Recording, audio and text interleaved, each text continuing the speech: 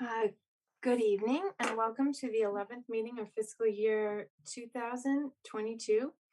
Pursuant to Chapter 20 of the Acts of 2021, an extension of the remote meeting provisions. Our live meeting will be held through Zoom tonight. The meeting ID and passcode are available on the planning board agendas on the planning board page of the Town of Milton website. So you may view live on Zoom or on repeat at cable access. And you can watch later. There are repeats as well. Okay, so I guess we'll go around the room and introduce each member. I'm Denny Swenson, Chair. Let's see, Kathleen. Kathleen O'Donnell, member. Meredith. Meredith Hall, member. Cheryl. Cheryl Tobias, member. Thank you. And Rich Beeler will be joining us momentarily.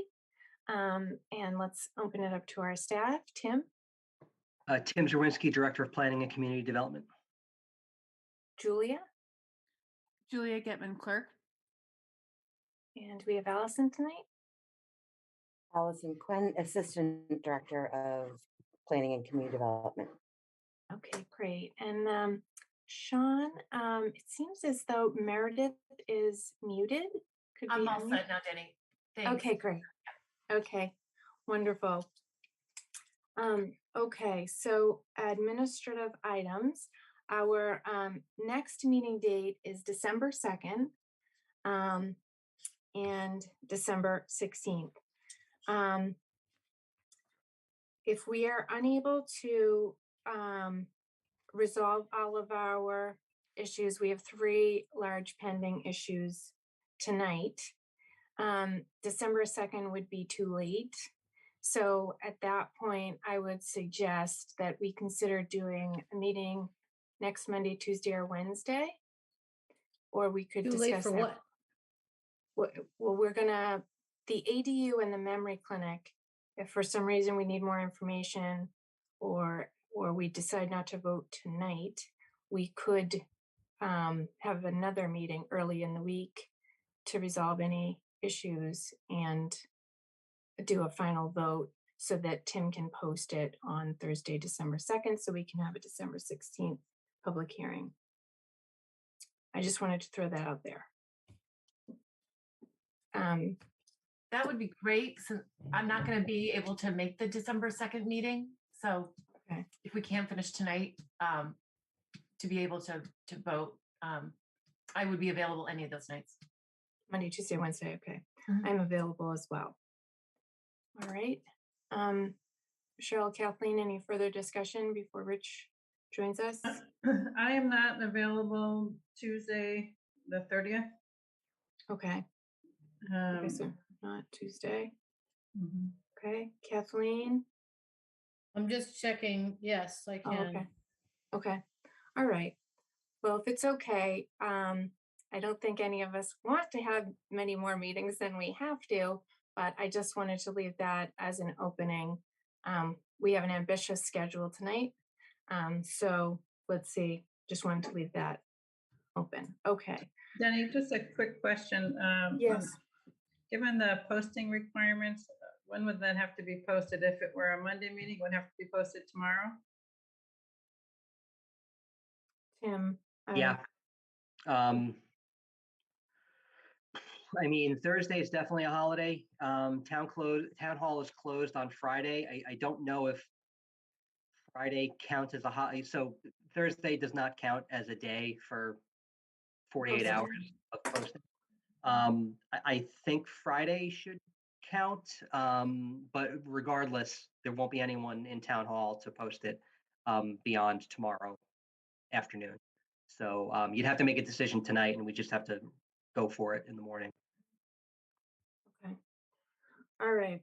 Let's continue that discussion later if we need to. And then, Denny, real quick Go ahead. before we get away from scheduling, sorry, you all had talked at the last meeting about a 6:30 start for the December 2nd meeting. Yeah. Question about that. all we have scheduled now is a scenic way, right? At this moment. Yeah, that's the only thing that's on the agenda so far. I'm kind of anticipating that we won't have time to talk fiscal 23 budget, so that might be a good time to talk fiscal 23 budget before that hearing is scheduled to start, Okay. or after. That's presumably will be another agenda item. And then depending on what happens with the 440 hearing tonight, you may want to take some time to deliberate, or whatever happens. So there's only one thing for sure on that day, but there's other things that could get onto the agenda based on what happens tonight. Excuse me, Denny and Tim. Yeah. If we talk about the budget, can we also talk about the current fiscal year budget? We're nearly 6 months into the fiscal year. We have a $50,000 allocation. I don't recall if we voted to use any of that, and if we haven't, I'd like to discuss what we might use that for. Okay, I'd be happy to include that in the next budget discussion. Perhaps Thursday, December 2nd is a good time for that. That would be good, thank you. Okay, thank you. All right, I'm assuming Rich has not joined us just yet, and He's here. oh, hi, Rich, how are you? Good evening. So I did not see any amendments to November 4th or November 9th meeting minutes. Did anyone have any, or are they good to go? I have no amendment. I have no amendments. Kathleen, no amendments? Meredith? No, no I amendments? just had a correction and I made that already, so I think I'm good. Was it included in today's? I didn't see any corrections. Was that made before, Kathleen? Yes. Was made before today? Well, the one, I think that's, sorry, the correction was on the 17th minutes where there was, then that wasn't the one you were asking about. You were asking about. Oh, the- right. November 4th and November 9th are I'm what I good with have. those. I'm fine with Okay, okay. All right, so I see no amendments. So Rich, it's November 4th and November 9th. Yep. So I move to approve the meeting minutes for November 4th and November 9th, 2021. Second, All in favor, Meredith Hall, Yes. Cheryl Guys, Yes, Kathleen O'Donnell, yes. Rich Beeler, Yes. Denny Swenson. Yes. Okay, and Tim, do we have a staff update tonight? I could, but I'm going to defer some of my time to the other discussions. One thing, because again, I suspect we won't have a ton of discussion on fiscal 23 budget tonight. I do want to just take a minute to kind of set the table for how I think that discussion needs to go. Typically, as kind of Cheryl intimated in her comments, planning board has gotten a appropriation from town meeting in the past few years. It's a pretty open-ended appropriation. The understanding being the planning board typically, will pay consultants for plans and studies to advance its work on either zoning or planning or whatever it is. What our new chief financial officer has advised us is that, especially given that a lot of these studies will span multiple fiscal years, either because of their length or just because of when contracts are signed, those really should be capital budget appropriations. Capital budget allows you to sort of draw from an encumbered amount of money over multiple fiscal years. It's just like, a road project. Doesn't take one fiscal year to do it. It takes multiple. And so that's a capital expenditure. So that's a it's a brand new way of doing things for the planning board. The first meeting of the capital improvement committee is tomorrow morning, bright and early. Member Paul should be there.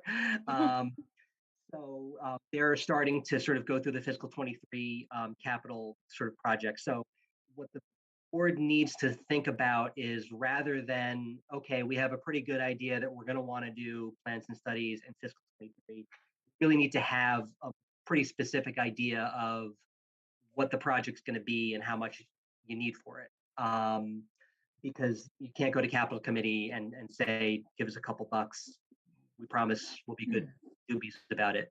You've got to give them a specific thing for them to consider and to vote on.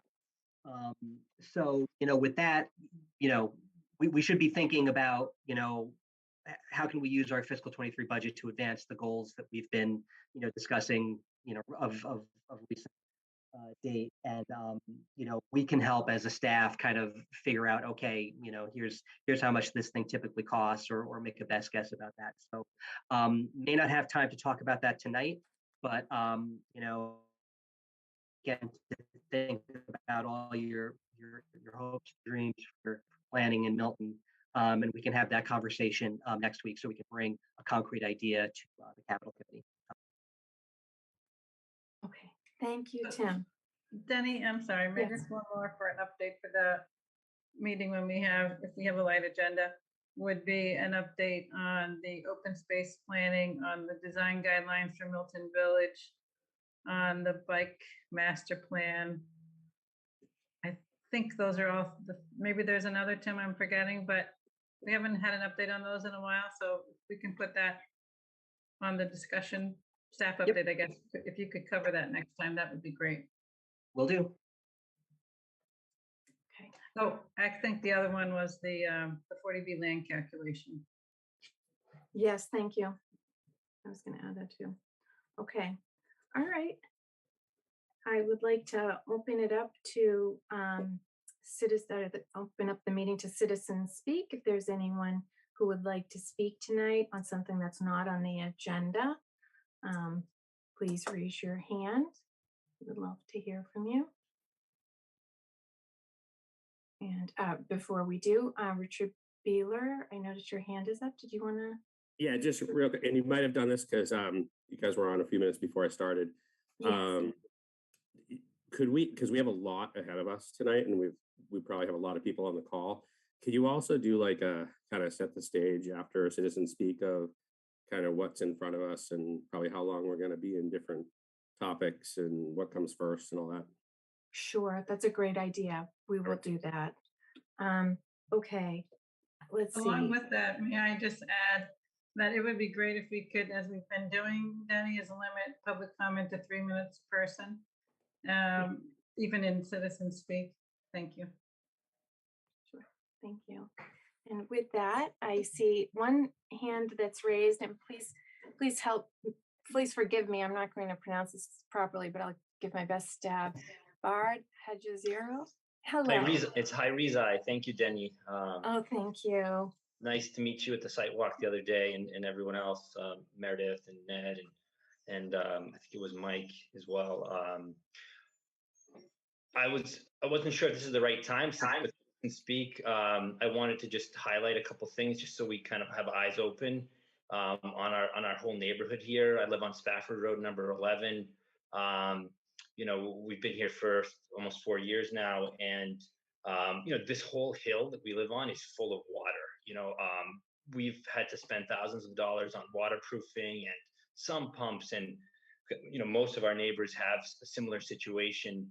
And one of the things that really struck me at the site walk the other day was just how much water there is at the top of the hill. There's wetlands, there's streams, there's at least one vernal pool. And people are already in a situation, and this runs down the neighboring streets.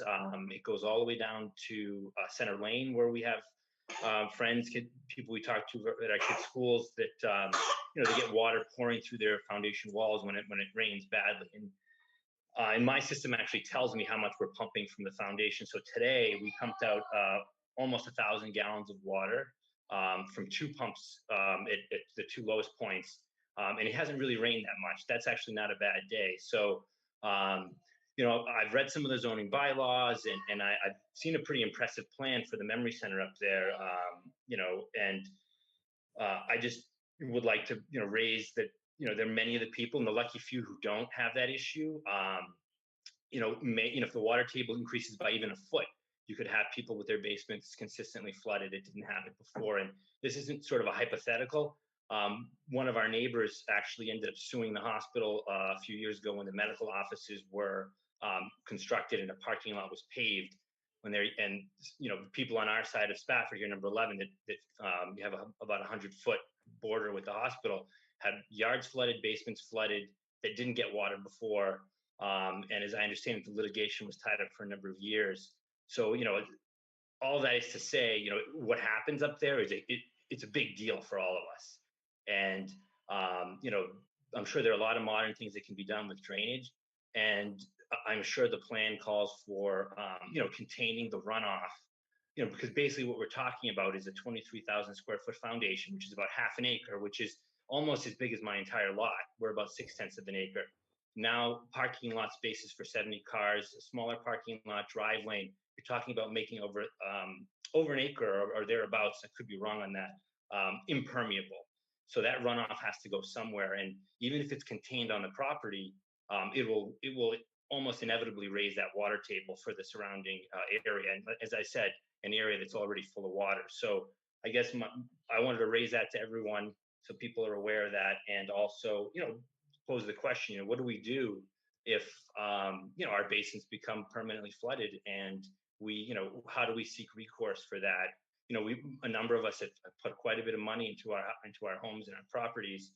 So it's kind of a real thing that we're worried about. So that's number one. The other thing is on traffic. I don't know how much time I have to speak, but I appreciate the opportunity to speak this much. I'm sorry to have to cut you off, and I normally I would not, because I think your points are all very important. Because it's citizen speak and this is on our agenda, would you be willing to stay and ask your next question when we're talking about the memory clinic? Definitely. Thank you, Danny. I would really appreciate that, because we're trying very, very hard to fit in 3 topics tonight that are going to take a long time. So to be continued. Thank you. Okay. But since Well- he's going to move on, if I can, Denny, just Nadine Hannah, Bart's wife, regarding the water specifically, it wouldn't just be damage to the property. It's also then that becomes a health concern for everyone within our home, including our current 6-year-old, 4-year-old, and 3-month-old baby. Even a little bit of water, if you can't control that damp, it does lead to mold. 1 or 2 floods in our basement that we were managing actively had already made a little bit of that. I cannot imagine what it would become if it becomes an uncontrollable water issue for us. Thank you. Thank you. Thank you very much. And thank you for coming on the site walk. It was nice to meet you. Thank you. Okay, so is there anyone else who would like to speak during Citizen Speak tonight? Checking for hands raised, and I am not seeing any at this moment. Okay, so we have approximately an hour and a half. We have an hour and a half plus 5 minutes. So we have approximately 30 minutes per topic. If we look at, we want to do 440 Granite Ave, continue that site plan approval hearing and bring the public hearing to a close, and start deliberation. And then we would like to spend a half an hour on the memory care and a half an hour on the ADU. My understanding is the Walcott Woods condominium documents has been pulled for further meeting. So we've got it down to 3. So we have approximately 30 minutes for each topic. Okay. So thought we would jump into 440 Granite Avenue, and thought we would listen for any quick update from Mary McKettrick or a representative from 440 Granite Avenue, a quick update of anything new, and then we would hear from any of the public before closing our public hearing, and then we would move from there. Make sense? Everybody good? Okay. All right. Hello, Ms. McKettrick. Good evening. Okay, I see you're muted. Can we unmute her? Now? Hi. Okay. Yes, hi, I can how are hear you now. Thank you so much. Yes, thank you. So you're opening the public hearing? Yes. You're ready?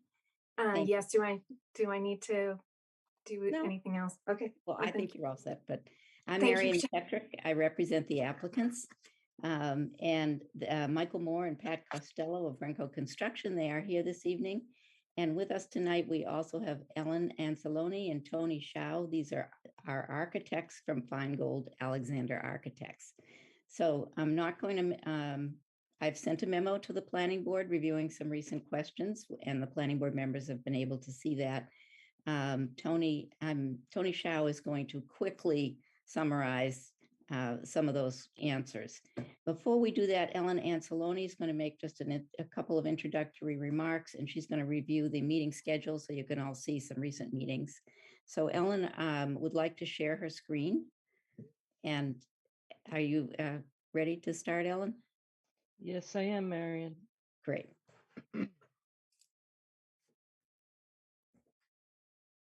I assume everybody can see it. Okay. Hi, everybody. Ellen Ancelone, Feingold Alexander Architects. I promise I won't take much time. As Marion said, we addressed the most recent comments and we're just going to dive into it. We're looking forward to the board deliberations. Hold on one sec.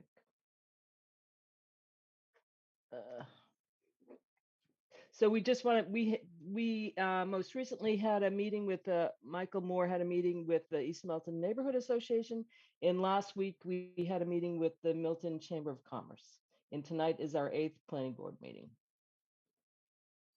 Sorry, there's a little lag from my computer. Tony's going to just talk briefly about summarizing some of the questions that we responded to. Tony?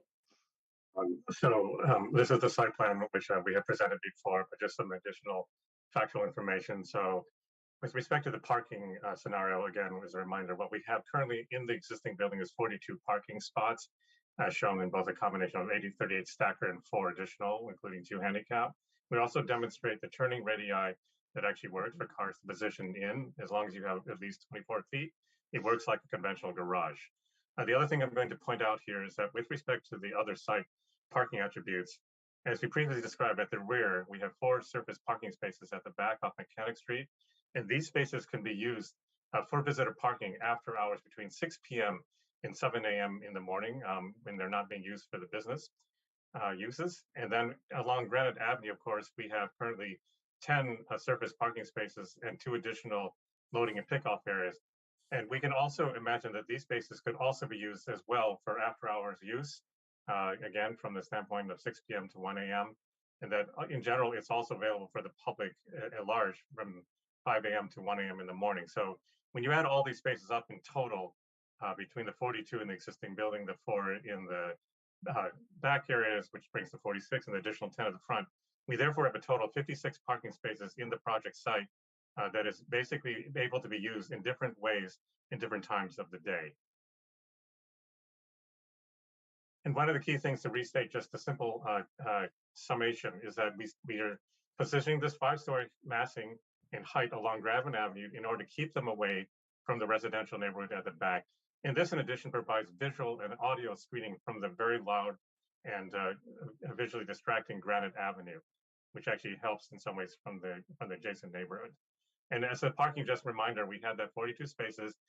This is for 34 condominium units, which mostly are consisted of 1 and 2 bedroom apartments, those 4 commercial spaces, the 10 public parking spaces, and then the interior parking spaces being sufficient as we described. And therefore, we believe that this represents as a total area of 56 parking spaces, which is not only for the residents, but for visitors as well for after hours. And in addition, not all the visitors themselves will necessarily drive to this site, because some will come via Uber, taxi, public transportation, or the hosts themselves may pick up their guests.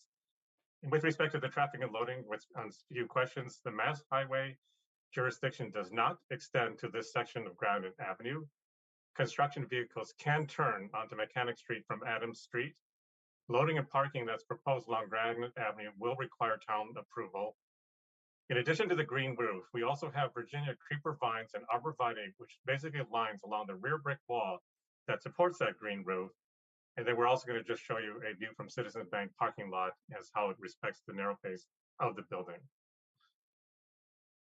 And here you can see from the close-up of the property in the greenscape. So in addition to the green roof plantings at the top, we have this whole edge of arborvitae protecting and screening that. And then along the brick wall that faces and supports this green roof planting, we have additional Virginia creeper vines that basically grow up the wall. These again just illustrate the plan details in terms of what they are proposed, and so that gives you an idea of both the arborvitae as well as the idea of the kind of Virginia creeper vines that will grow on that wall itself. And then finally, this is the massing view that was asked for from the bank, Citizens Bank next door. And what it just simply representing here is that this is the narrower face of the building as is viewed from the bank's standpoint. So this represents that particular view. And I think that essentially wraps up our presentation. Okay, thank you, Tony. We would like to leave it at that. We're all here to answer questions if necessary. I know you want to move along efficiently and you have people who want to speak from the public. So that wraps up our comments. Thank you. Thank you, Marian. Okay. Let's hear from anyone from the public. Please raise your hand if you would like to speak tonight on the 440 Granite Avenue. Okay, Mr. Lavash. Good evening. Good evening, Mr. Lavash. Can you hear us? Yeah, I can hear you. Oh, hello. Can you hear me? All right, good evening. Yes. Good evening. My name is Rob Levash. I live at 585 Brush Hill Road. I'm here to voice my support for the 440 Granite Ave site plan approval, which has been endorsed by the Milton Housing Committee, Milton Affordable Housing Trust, Master Plan Implementation Committee, and the Milton Select Board. There are many positive aspects to this project, which should be highlighted and understood from a community planning perspective. This project provides diversity in housing options, including affordability, which is severely lacking in the abundance of single-family housing, which makes up the majority of our zoning. This project will help meet the needs of our housing production plan, which prioritizes housing needs with greater diversity of housing options. This housing will provide opportunities to our elderly who want to remain in our community and downsize.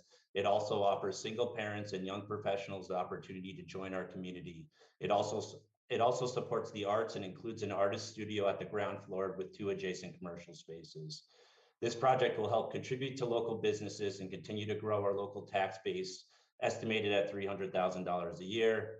The project is innovative, using a stacking parking system, which contains parking within the building's footprint. The parking ratio of 1.2 per unit is a good target for this neighborhood.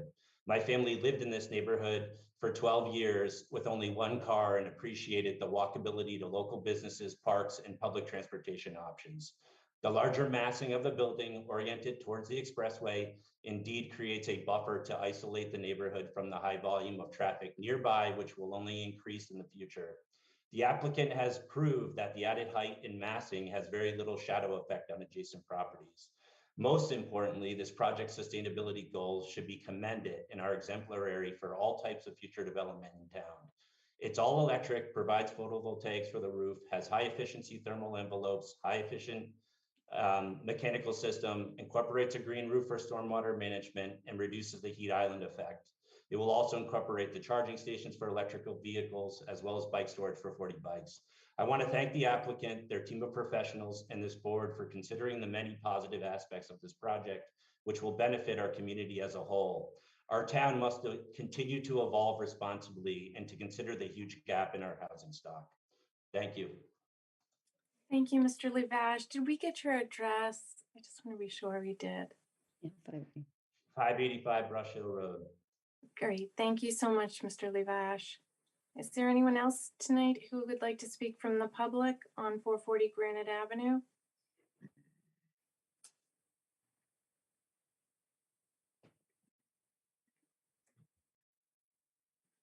I keep seeing a hand go up and down. Okay, there it is. Okay, Mr. Schroth, Frank Schroth. Good evening. Hey there. Hello. Frank Schroth, 39 Avalon Road. Thank you, Madam Chair. And I apologize in advance if what I'm about to say may be taken for granted, but I feel it's important in light of the amount of neighborhood input that's heard with regard to this development.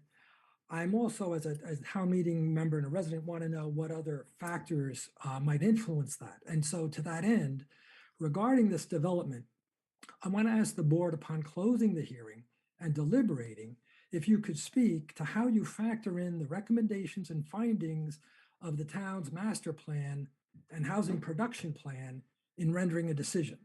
I ask this as a resident and town meeting member from Precinct 2, a great deal of time, energy, and money produced these plans. They benefited from townwide community input and reflect town priorities. So I think it's a natural question to ask, what level of importance, if any, do you as planning board members put on these documents, and what bearing, if any, do they have in how you evaluate this proposal? I want to thank you for your time, consideration, and I want to give best wishes to all for a happy and healthy Thanksgiving. Thank you, Mr. Schroth. And we did get your address, right? I think so. It's 39 Avalon Road. Great. Thank you, Mr. Schroth. And happy Thanksgiving to you and yours too. Thanks so much. Okay, good night. Okay. Ms. It's Carolina Ellertarte. Carolina? Yes. Hi. Good evening. Good evening. I would like to say that about the project that I think that we really need more housing in Milton. It is a bad situation. This project seems to be a high efficiency, and all the parking spaces and everything was answered this evening for the citizens and all the neighbors. We do need housing, as it was mentioned by Rob Lavash. If I'm saying correctly, I'm sorry if I'm mispronouncing the name.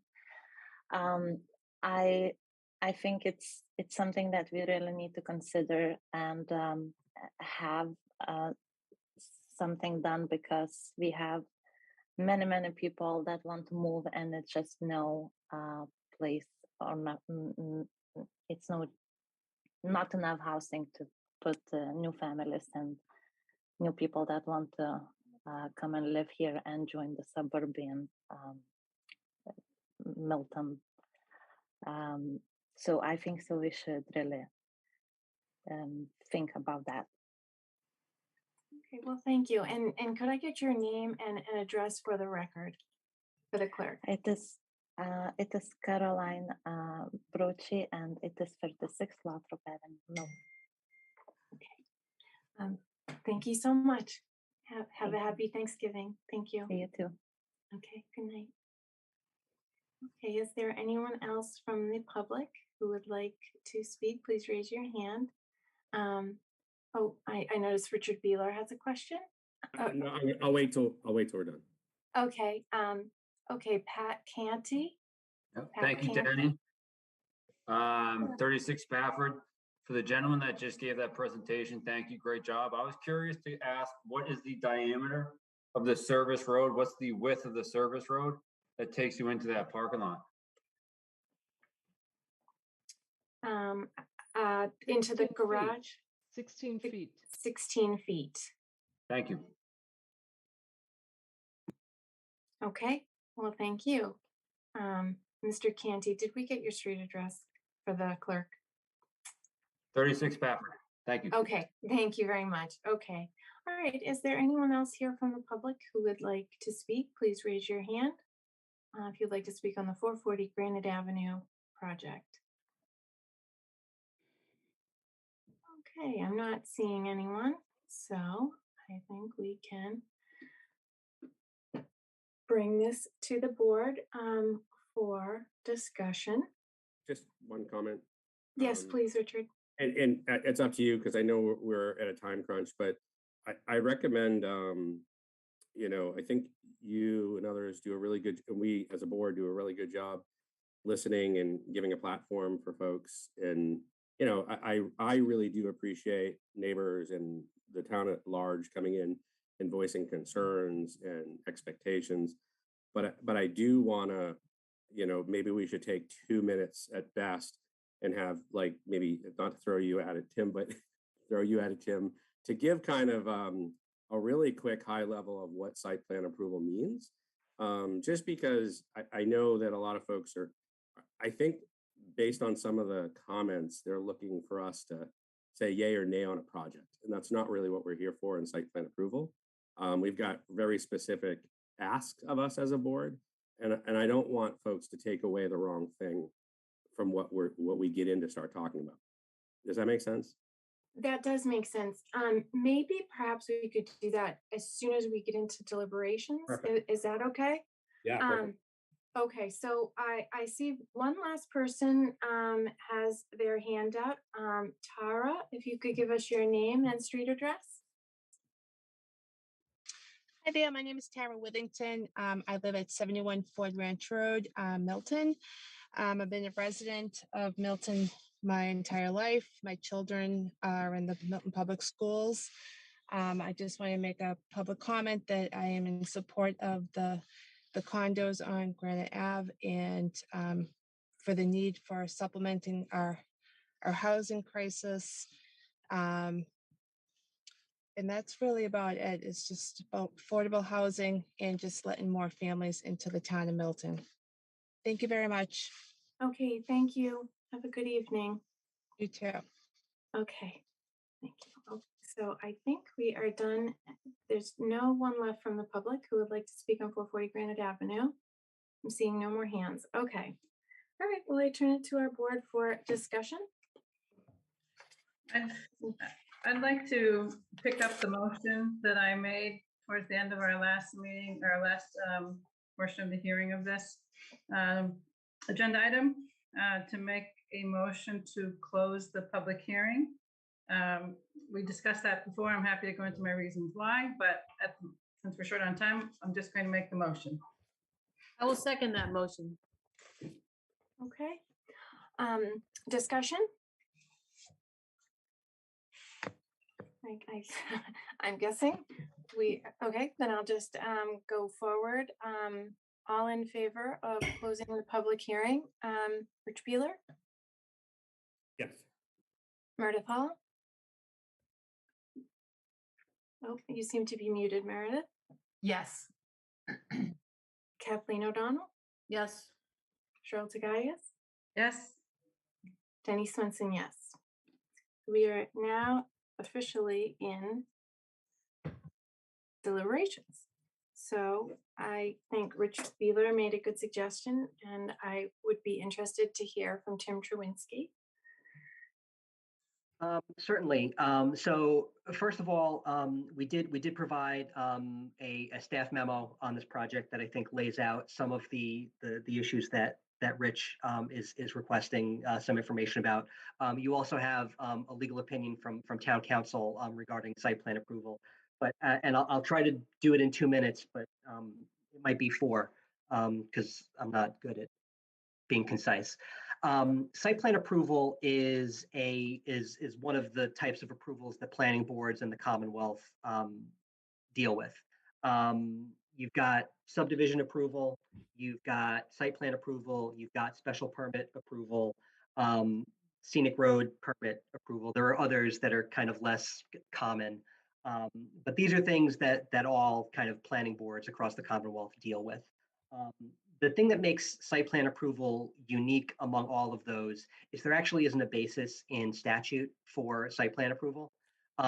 If you look in Chapter 40A of Mass General Laws, which is the Zoning Enabling Act, you will find reference to what the duties of planning boards are. You will find the duties of boards of appeal.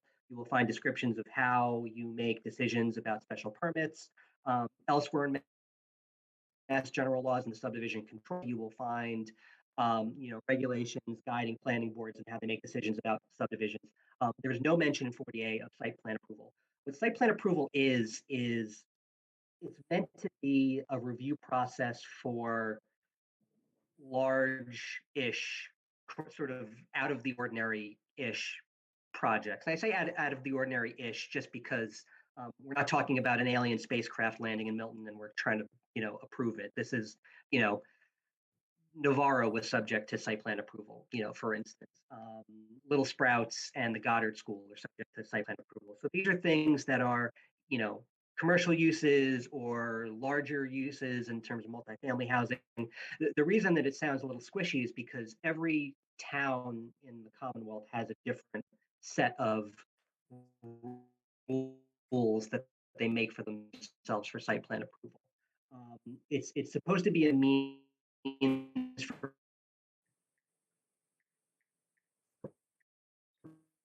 planning board to review projects that may have difference really exists over the years, taken it upon themselves to kind of create this power for themselves. There is supporting case law that kind of holds up site plan approval. But if you look to 40A for guidance as to what does site plan approval mean, you won't find it. Which means we're kind of reliant on case law and our own bylaw. So it is in section, I already lost the thread, but it's towards the end of the bylaw is sort of what our bylaw discusses site plan approval. And basically what it says is, here are the conditions by which a project needs to get site plan approval. And there are two kind of main thresholds. One is for a greater than two-family house in certain portions of residential districts, which we barely ever see any of those. And the other is 800 feet or more new construction or substantial renovation in a commercial district or for commercial use. So this is how you get projects like the Goddard School at 193 Central Ave, which is a commercial use more than 800 square feet. It needs site plan approval. This is more than 800 square feet of development in the commercial district. It needs site plan approval. That is why the planning board hears applications like this. This particular one, and I touched on this in my memo, is a little bit different than what we usually see because I use Novara on Adams Street as an example. That is a business use in a business district. It's an allowed use by right. You're allowed to do it. But because they were doing more than 800 square feet of internal renovation, it needed site plan approval from the planning board. They also needed some variances for parking, which the planning board provided some input on. I won't ask Marion to rehash that, but there might be some other variances needed. But that was a relatively kind of bread and butter site plan approval case. And the thing that site plan approval kind of hinges on is it's meant to regulate uses, not to restrict them. So the presumption is that you're dealing with zoning compliant uses. We did Little Sprouts and the Goddard School, which are commercial uses in a residential zone, but those are allowed uses under 40A in a residential zone. So that's why we didn't really deal with this kind of thorny question of, well, we've got a project that isn't zoning compliant and needs zoning relief, but we're still doing site plan approval. So I want to try to wrap up by kind of explaining the role of the planning board in this project versus the role of the Board of Appeals. So the planning board has 6 general conditions for approval of a site plan, and you are allowed to regulate and condition a site plan approval with these standards for approval in mind. And that's protection of adjoining premises against detrimental or offensive uses, convenience and safety of vehicular and pedestrian movement within the site in relation to adjacent streets, adequacy of the methods for disposal for sewage, refuse, and other wastes, and the methods of drainage for surface water, adequacy of space for the off-street loading and unloading of vehicles, goods, products, materials, and equipment incidental to the normal operation, proper use of the site with respect to unit density and proximity of adjacent buildings to each other, and the adequacy of lighting to maintain a safe level of illumination on the site, and whether lighting is properly shielded. So these are they're dealing with the physical aspects of the project and the physical impacts of the project. So that's why we've been talking about shadows and parking and the movements of the vehicles inside and outside the site. The project is not zoning compliant because it needs height variances. It needs, I think there may be other dimensional variances. It needs parking variances, and it needs a use variance because you're not allowed to do mixed uses in the commercial district. Variances are issued by the Board of Appeals, and the Board of Appeals, all of those standards of approval that I just mentioned for site plan approval have nothing to do with the Board of Appeals process. When the Board of Appeals is considering a variance, they have, and this is something that's in state law, so they have a very sort of strict set of criteria by which they judge a variance request. And this is in section 10 of 40A. I'll read it real quick. You can read it yourself. They can give a variance where such permit granting authority finds that owing to circumstances relating to the soil conditions, shape, or topography of such land or structures, and especially affecting such land or structures, but not affecting the entire district, A literal enforcement of the provisions of the ordinance or bylaw would involve substantial hardship, financial or otherwise, to the petitioner or appellant, and that desirable relief may be granted without substantial detriment to the public good and without nullifying or substantially derogating from the intent or purpose of such ordinance or bylaw. We don't have to get into exactly what that means, except to say that the Board of Appeals is not looking at, protecting from offensive uses or shielding of lighting or movement of vehicles on the site or, the other things that the planning board is interested. They are looking at a sort of a very kind of circumscribed legal set of requirements that basically says, if you're requesting additional height beyond zoning, do you check these boxes that we have? So it's basically the planning board has its set of boxes to check, and the Board of Appeals has its set of boxes to check. And so, my recommendation in my memo, and this is based on conversations that I've had with town council and the memo that town council wrote, need to be looking at their own 6 conditions for approval, and any decision that you make, any condition that you place on the project, any restriction that you place on the project needs to have a basis in one of those 6 conditions for approval. And so you just have to be very deliberate about your thinking when you say, I want this condition, you've got to do this if you get site plan approval. Does that have a basis in those? And the reason I say that is because if, and this is just, again, in a general sense, if there is a legal challenge for a variance or a special permit, people will look to the state law and say, did you follow the rules in the state law? And then, people look at that, and then that's kind of the basis for which those decisions are made if there's a legal challenge. If there's a legal challenge in this case from anyone, the first place they look is the local bylaw, because it's the only thing we've got. There's nothing in state law that talks about Milton's site plan approval.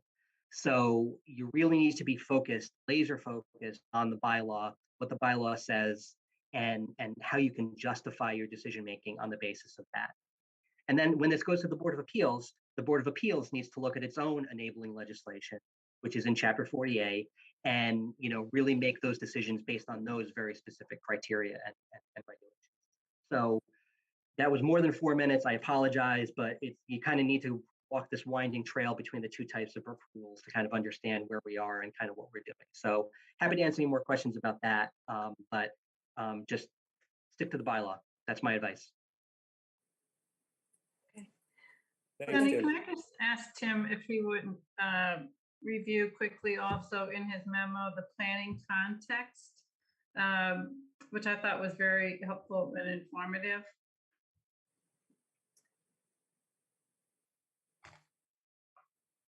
You want me to do that?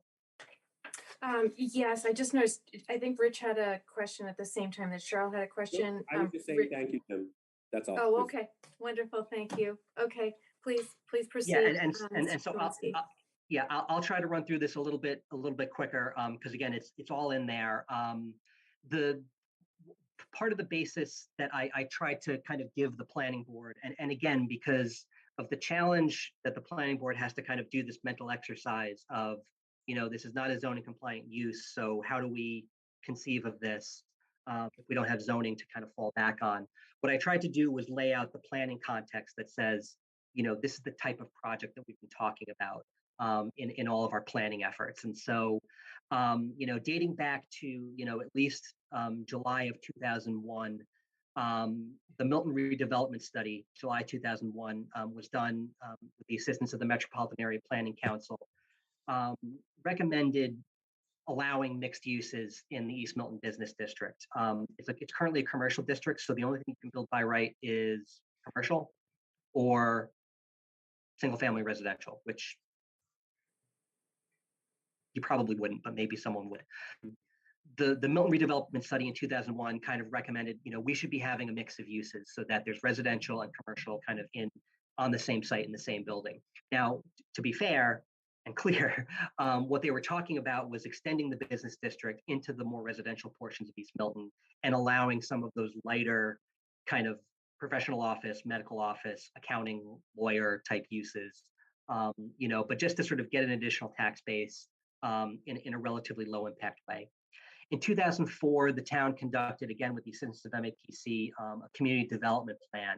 And again, it recommends allowing mixed-use development in existing commercial or transit-accessible areas. So, those are the areas that we're all familiar with: Central Ave, Milton Village, East Milton. East Milton not as transit-rich as the other areas, but very much amenity-rich. And so this is in 2004. In 2011, at sort of the very outset of the planning for the East Milton Deck project, Howard Stein Hudson did a parking and access study, which was, again, focused on parking and access, but they did recommend some land use recommendations to alleviate traffic and congestion in the district. And one of those recommendations was a mixed use overlay on Mechanic Street, which again, Mechanic Street is residential for the majority of its length. But it did recommend allowing low intensity commercial uses in the existing houses on Mechanic Street. Again, professional offices, accounting, law, medical, things like that. So low intensity stuff, but again, an acknowledgement that there's a need to expand the business district and allow different uses on a residential street. The master plan, which Mr. Schroth mentioned before in 2015, has a number of recommendations based on townwide outreach and research and analysis of transit development. And so in multiple instances, it advocates for mixed-use development, including mixed-use development as a strategy to mitigate the impact of vehicular traffic. The more people that live in a commercial district, the fewer cars that are coming in because they don't have to drive; they're already there. And consequently, on the flip side, if you've got mixed uses in residential zones, you don't have people from the west part of town driving to East Milton because they've already got commercial amenities. If you go for that. Making Milton business districts distinctive and active throughout the day and evening, a variety of merchandise, services, and experiences, and then mixed-use development desired locations to increase tax revenue and create vibrant centers. And then again, a specific consideration of rezoning Mechanic and Bassett Streets from residential to business or mixed use, kind of similar to previous recommendations. The most recent work that we've been doing in East Milton kind of stems from the Urban Land Institute Technical Assistance Panel report from January of 2019. This is a group of professionals that are convened by the Urban Land Institute, which is a kind of national land and development kind of think tank nonprofit, where they sort of bring people in and kind of make recommendations about how do you revitalize your district, how do you make your district, the best it can be. And those recommendations from professionals were promote mixed-use development, allow for multifamily construction, increase height and density, expand commercial and retail offerings, adopt a 40R district, and create a mixed-use overlay district. In January of 21, or no, not 21, January of 20, excuse me, we produced the housing production plan. And one of the goals of the housing production plan is to promote smart growth development, which means multifamily development based on smart growth principles in your transit-oriented districts around the MBTA stations and in your amenity-rich commercial districts, excuse me, like East Milton. And then finally, the last thing we did was the Barrett Consulting Group report, which convened a working group of residents, civic leaders from East Milton to kind of piggyback off of the ULI TAP report and kind of figure out can we come to a consensus about a vision for development in East Milton. And while the Barrett report didn't kind of land on kind of a slam dunk consensus that everyone can kind of throw on their shoulders and parade around, it did come to some really kind of broad agreed upon principles, including establishing a mixed use overlay district, maybe potentially using 4R or a planned unit development, allowing for increased height according to different sub-districts based on kind of their location and proximity to residential areas, reducing or eliminating parking requirements to discourage new vehicles from coming into the district. As I said in a previous memo, the number one determinant of cars going to or from a location is the availability of parking. And then allowing mixed use by site plan approval in newly established districts or overlay districts, which would kind of solve the problem that the planning board faces now, which would, have a zoning compliant mixed use project that was subject to site plan approval and not necessarily have to go to the zoning variances. So all of that is to say that none of those plans kind of say this exact project at this exact location is what Milton needs, but they do really paint a very kind of general and kind of strong picture of maybe it's not this exact project, but we need to be taking projects like this seriously as a means of advancing the planning goals that we have, because we are talking about mixed use, we're talking about multifamily residential, we're talking about broadening the tax base, among all the other sort of different plans. So that's, again, I tried to be as quick as I could, but it wasn't that quick. So Well, that's okay. that's You set the table. It's a complicated situation we're in, so thank you for doing that. I'm sorry, I'm just looking. So we are now at 8 o'clock, but we have closed the public hearing and Tim has set the table for our deliberations. What I was thinking for our next meeting is we would go around the table and hear from each member, get our thoughts on the table in the order that Tim had mentioned. He kind of listed 6 items. I think we could work from the 6 items. We could do it that way, or we could take item 1 and each of us talk about item 1 and so forth. Just wanted to Can I run make, up item. sorry. Go ahead. Go ahead. Make a suggestion? Yes, please. Could we start with a draft of a decision rather than, Okay, I always sort of feel better starting with, with a frame. That was just my suggestion. So who would frame that? Would it be, I was thinking. I'd like to have a skeleton of a potential decision to sort of start the deliberations on what we would be doing with this project. Okay, I was just thinking of the 6 items as the skeleton that we would work from. But I'm interested to hear your. I think that seems a little premature because we don't know what we would be framing until we really have a discussion. I think it's really important for every member of the board to have an opportunity to address their concerns or their likes, their dislikes, and how it applies to the context of our role. So. Well, all I'm just saying, Meredith and Denny, is that it seems to me that it would be helpful to just sort of have the basic, take a look at what our site plan approval decisions have looked like before, so that we kind of have, okay, fine, this is a roadmap, this is what we've considered, so that we're not, wandering all over America for the next 3 months trying to get this organized. That's all. I just Okay. No, we don't have many to refer to. We have 36 Central. I've asked a similar question of Tim, but there aren't many mixed use site plan approvals like this. But did you have one in mind, Kathleen? Yeah, I could probably find one if I wanted to. Yeah. One in Milton? No, I mean, well, obviously Milton is the rare example of a town that doesn't do mixed use. So I'd have to look elsewhere. But I'm just saying is that for me, it makes some sense to sort of keep the conversation moving along by looking at a framework. Yeah, I just like to start with an outline. I thought you were going to say, when asking for that, I thought you were going to say, and here is one. I have one started. That's where I don't. Oh, okay. I've been working on purchase and sale agreements pretty much every 15 minutes. So no, unless it's a purchase and sale agreement, forget it. But no. Okay. I'd like to suggest too, Denny, that we start with, or we also have a conversation about the project within the planning context, because I think it's really, really important. And also within the context of sort of state initiatives.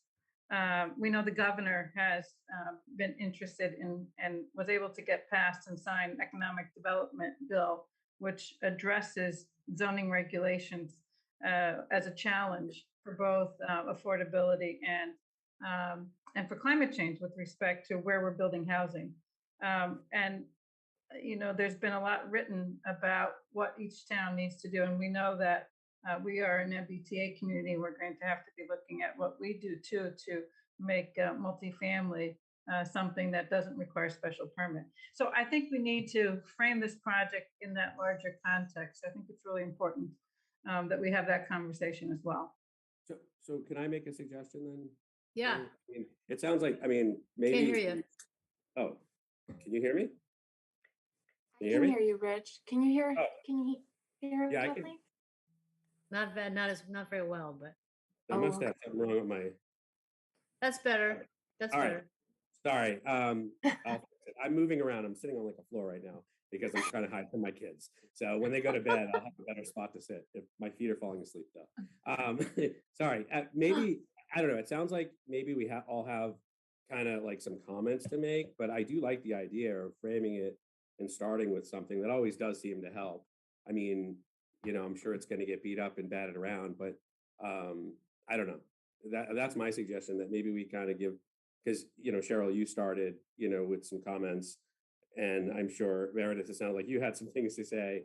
I mean, I know I have some thoughts, right, on just procedural stuff, and then some thoughts that I've been thinking about or questions. I don't know, and then maybe go from there. I don't know how fast. I think your aspirational 30 minutes each topic was great, but we're 7 minutes past that now, so I'm sure it's going to take us a little while. It seems as though we could use another meeting next week. So we'll talk about that, but maybe we could, Monday, Tuesday, or Wednesday, set aside some time to work on this. Can I make a suggestion also? There's competition for my evening time. And so for me to go from 9 to 10 or even 9 to 9:30 is easier than scheduling more meetings. So I don't know if that works for everyone else, but that's just a suggestion. Okay. We did have a lot of feedback that the meetings were going too late. We were getting to the point where I didn't feel like we were being as productive. 11:30 is too late. Yes. Yeah. So we were going, but I do understand your point. It is hard to schedule another meeting. All right. Well, let's go to the next topic and see. Actually, we do need to continue this to a certain date. So, unfortunately, Meredith cannot make it.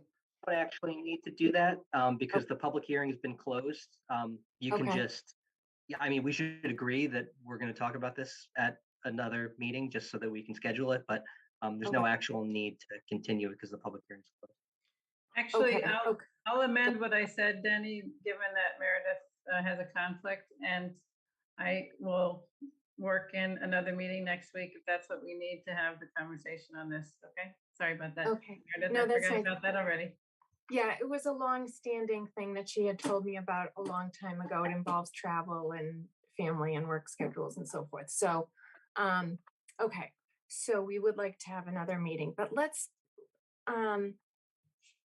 carry on and see what our needs are after the next two discussions, if that's okay. I think that would be helpful for us to know, sort of at the end of the night, circle back to that topic. Okay, so I would like to wrap up this discussion. If everyone agrees, do we need to do any motion or anything to continue our deliberations? Nope. Tim, Kathleen? Just make sure it's on an agenda.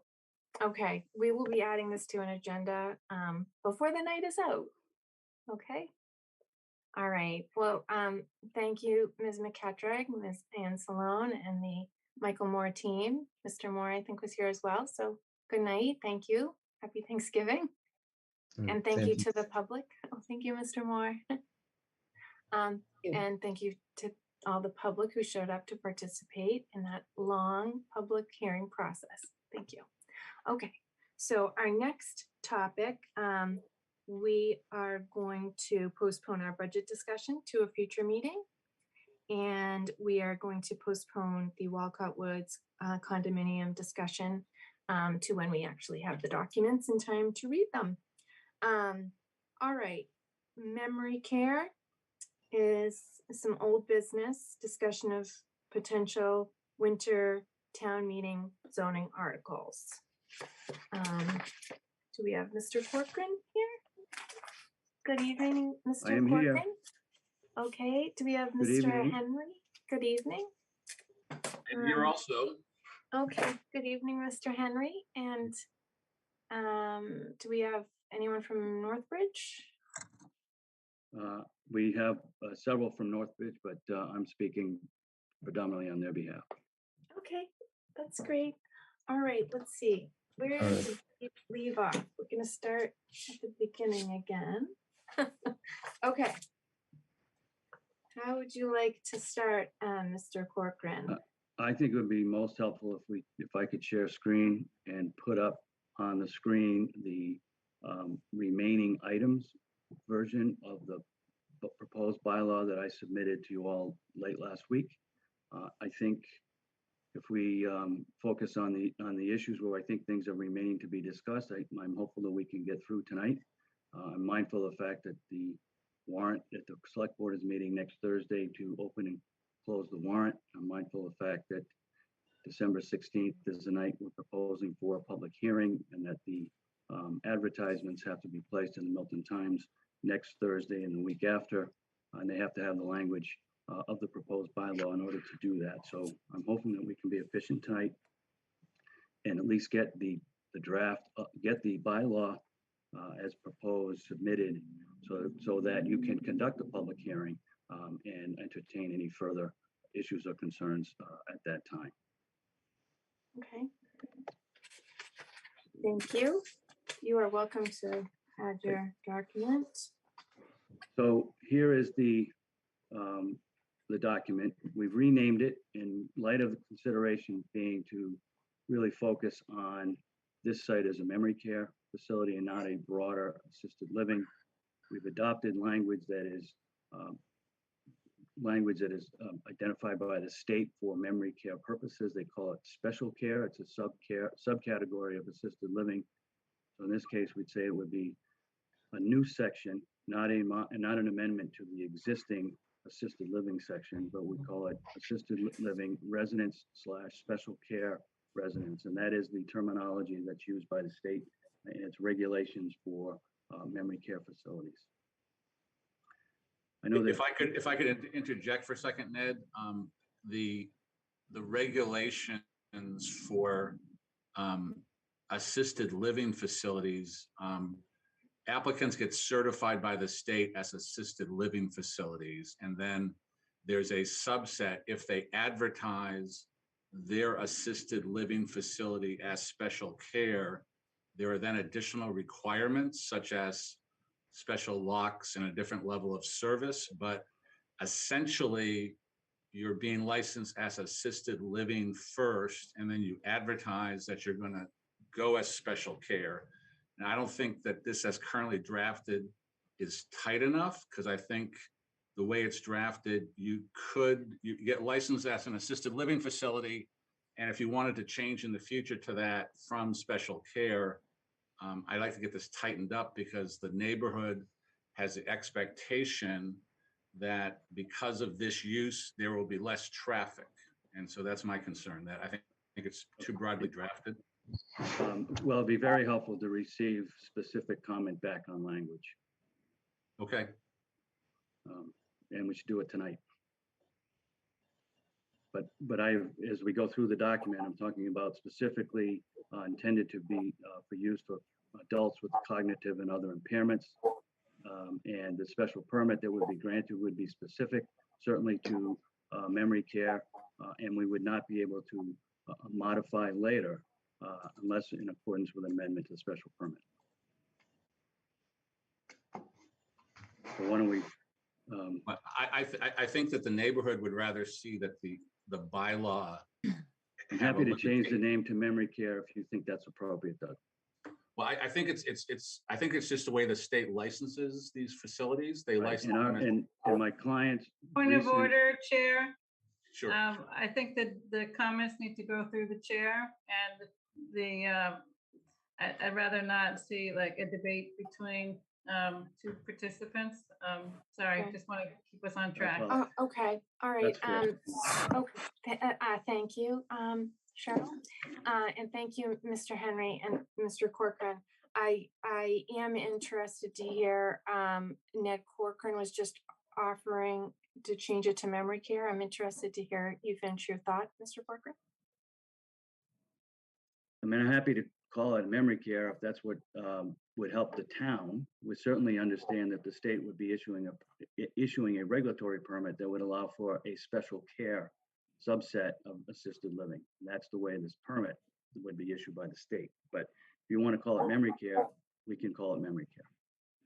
Okay, I'll be calling Kathleen in just a moment. I just wanted to say that I think that is memory care did help with community outreach and with. And we've certainly represented that that is what we're proposing. Okay. I'm just trying to make it work specifically and legally for what we're proposing. Okay, thank you. And Kathleen, did you want to? Yes, I object to the change of narrowing the definition. I mean, it is assisted living. They have said that when they apply for the project, they're doing a memory care unit, but I seriously doubt that we would pass muster with the Attorney General with a zoning bylaw that is so narrow that it only allows one narrow use of assisted living. And I've made this comment before, but it's just gotten worse instead of better. The project is going to then come before us, as a memory care unit, and that is a subset, but I do not see why the zoning has to be so narrow. And we're just going to get charged with spot zoning. Well, as I understand it, when there's a public good demonstrated or a good municipal purpose, which I understand a memory clinic would be, it's my understanding that is not spot zoning. Because I don't know if Mr. Corcoran can weigh in on that, but that's my understanding that we are creating zoning for a memory clinic, which is a public. But we're only creating zoning for a memory clinic at one place. So Well, yes, you no, could say that I see your point, Denny, that okay, if it's, if it's a public good or whatever, but seriously, it is a subset of assisted living. And I just don't see why we would be putting this such a narrow definition in the zoning. But, that's my opinion and I've expressed it and I'm done. Thank you. Okay, well, thank you for sharing your thoughts. Mr. Corcoran, could you weigh in on the municipal good and the relation to spot zoning? My understanding is that spot zoning of its own is not illegal. You can zone a spot and you can create a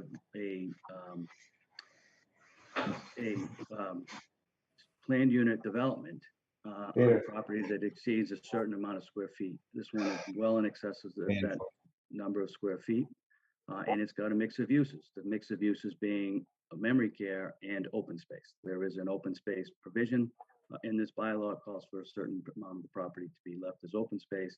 That is a separate use, and that combination of uses would pass muster as a planned unit development. In addition, spot zoning is not illegal. It is only illegal if it specifically benefits one entity, and that is it. But in this case, it's pretty clear that this would benefit the town. It would generate significant new tax revenue. It would meet a significant demand for memory care services and assisted living services, and I think would pass muster under the as an allowable form of spot zoning. I'm anticipating there may be a challenge to this down the road on the basis of spot zoning, But that's a separate issue. But I do think that this is an acceptable form of spot zoning. Thank you, Mr. Corcoran. Any other planning board members want to weigh in on that? I personally would like to move ahead calling it memory care for the support of the community.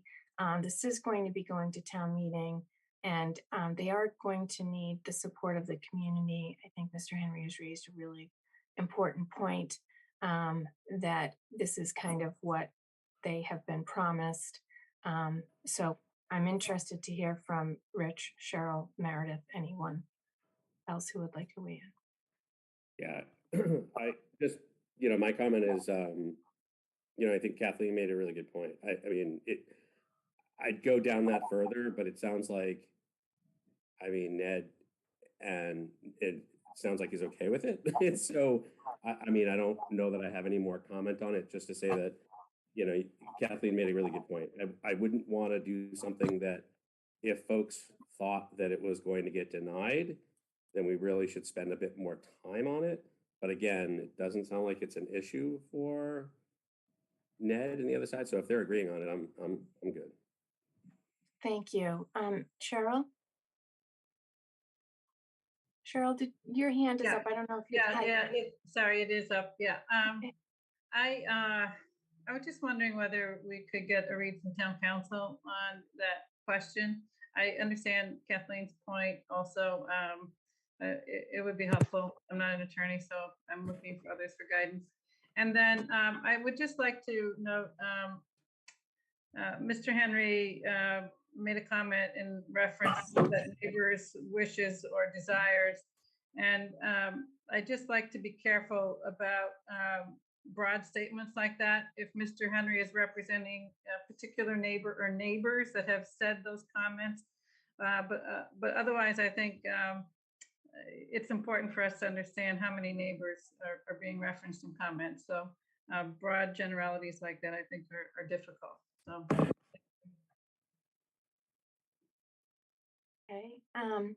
All right. I noticed Mr. Henry had his hand up. Okay, Mr. Henry, did you want to? When I said the neighbors, the representation was made in a number of meetings, but for the neighborhood that because of the use, traffic would be limited because memory care residents don't normally drive because of their cognitive disabilities. So that was the point. And I was just trying to, my point in this section was that as drafted, I think it could be just a normal assisted living, which would create a different level of traffic. And that's, I'm trying to narrow the definition of what's being built there to make it correlate to what's been represented by the developer. Thank you for reminding us of that, Mr. Henry. All Can right. I just make Yes. another request on that topic, please? Sure. Thanks. The town has Beta Consulting as a on contract. I think it's like what's considered a house doctor contract. Could we have staff make a request of Beta to weigh in on whether there's in the traffic evaluation world, they look at assisted living differently from memory care in terms of trip generation? We can do that. Thank you. Okay. So, all right. So what I might suggest at this moment is that we say assisted living, resident special care / memory care, so that when we hear back from town council, if he says there's not an issue with deleting everything but memory care, we can do that. Otherwise, we could delete memory care later. That's fine. Okay. I think that's fine. Okay. So we will discuss that once we hear back from town council, and we could delete that at any point between now. Well, there's a limit to, but we can always take something out. It's easier to take something out than to add something later. I think it's possible to come out during the public hearing. Okay. Thank you, Mr. Corcoran. Okay. So I've just changed the reference in the title. I can do that through the document. I think we should move, I would prefer if we could move on to other Yes, issues. Okay. thank Um, you. The next issue is that I had stricken language about the lot line being at least equivalent to the length of its frontage in common with the senior housing development district residence D1 district. My understanding of the tenor of the conversation a couple of weeks ago that should be removed, which is why I removed it, but I show it as something that I had stricken. Danny, I know that you Yes. and I had a specific discussion about this morning, but I think it'd be helpful to hear from others what their sense of that might be. Yes, I was actually surprised that he had taken that out. I did not remember as a board wanting to do that. I did not want to do that. There are a number of parcels that abut D1, and it narrowed the number of parcels in town that could become memory clinics.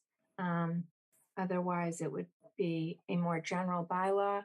And we had a very lengthy debate, and Tim Truinsky provided, I think it was a 7-page staff recommendation and so forth. So I didn't want to have to open that whole discussion up again.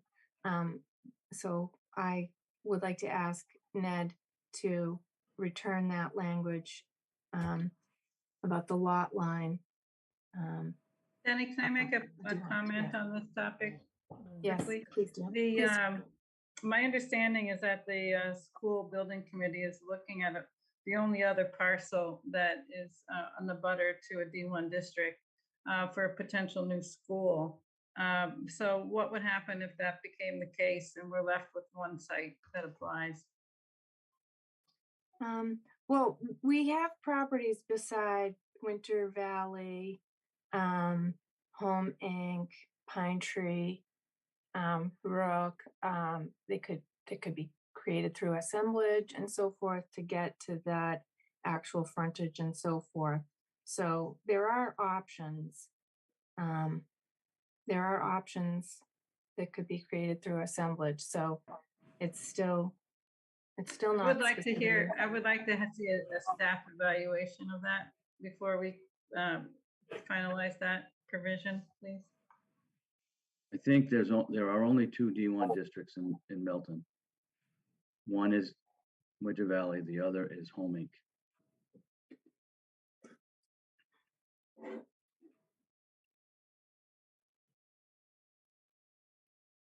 So this is a big change. If we take this out now, we can't get it back in at a certain point. This is creating a much more general bylaw. So I'm fine with putting it back in because I'm confident that we're going to be fine with the spot zoning issue, because this really gets at spot zoning. Danny, can I ask a question? So when you just asked that, when you were just talking about it opens up to be more general, it sounded like, Ned, where you were going was there's only 2 other spots in town that's D1. So is where you were going with that? Are you saying that you couldn't do what Denny was saying? There couldn't be through like an assemblage because there isn't the other D1 districts? There's only one other D1 district, and that is Home Inc. And its only abutter is the town's property on Guile Road. Okay. And as I understand it, that's being considered for the location of a new school. The town would have to agree to sell that property, and then I suppose someone could come forward to do assisted living there. But they would have to acquire that property from the town first. So this property is the only property that's in play if you say that the lot line is, that if I reincorporate the language that was stricken here. I'm fine with reincorporating it. I had just thought I'd heard a consensus to take it out, but I'm okay with putting it back. And your worry is spot zoning. Is that, Cheryl, why we wanted to take it out? Because Right. Sorry, you, Cheryl, but somebody wanted to keep it in. Is it because of the spot zoning issue? Kathleen, I think you Okay. originally commented on this. Yes. And I agreed, yeah. It is. Okay. It is. Yeah. I just, Yeah, I just yeah, said. Rich, I just wanted the to point idea out, that you create zoning for only one place in town is, it's just, but I've said this too many times and just, I'm done. If you guys want to walk down this road, that's fine. I just wanted to point out that there really isn't other land that can be assembled next to a D1. And it's the only parcel is the town-owned parcel that's being considered for the school. So But it's really, that may or may not go to the school. We don't know. That's something down the road in the future. And Still opening town this owned. up, opening this up to any parcel in town that's 5 acres is going general through assemblage. So I am requesting that we return the D1 language. Otherwise, we're gonna have a long debate, and we've already debated this, and Tim You can already. put it back in, Denny. It's Okay. fine. Go ahead and put it back in. I'm All not right. supporting it, but go ahead and put it back in. I would also like that to be part of what's considered by town council in terms of the question of spot zoning. That makes sense. That makes sense. I would support putting it back in and we can always eliminate it. Fine. No problem. Sure. Yeah, that makes sense. Okay. Well, thank you for all weighing in. Thank you, Mr. Corcoran, for putting that back in. Hey, we're on line 6. Yeah, here we go. Okay. Okay. So we had at request last week, we increased the amount, the minimum lot area of the buildable lot to be 200,000 square feet and not 150. Thank you. Then there's a series of issues that deal with what is a memory care facility? How does it get defined within the bylaw? I think we might need to clean that up a little bit, but I think the language is here gives a general direction. I would prefer that we try to clean that up after the public hearing. Get into what else I think is of substance. We agreed last time to limit the number of beds to 78. There'll be 70 units with 78 beds. And for elderly persons with cognitive and other impairments who need assistance with activities of daily living. That's the purpose. The next change adopted the language that we talked about, what Kathleen talked about last week, which is the maximum height shall not exceed 35 feet and 2 occupied stories, except that the height of the building measured at a point that is closest to an abutting dwelling shall not exceed 25 feet from the grade of the ground prior to construction, with only 1 1/2 story being visible at that point. The next provision deals with setbacks. Buildings shall be set back not less than 125 feet. That's a change from 150. In the course of adjusting the building to splay itself away from the Bacardi lot line, the building is actually moved closer to the front yard. So we've adjusted from 150 to 125.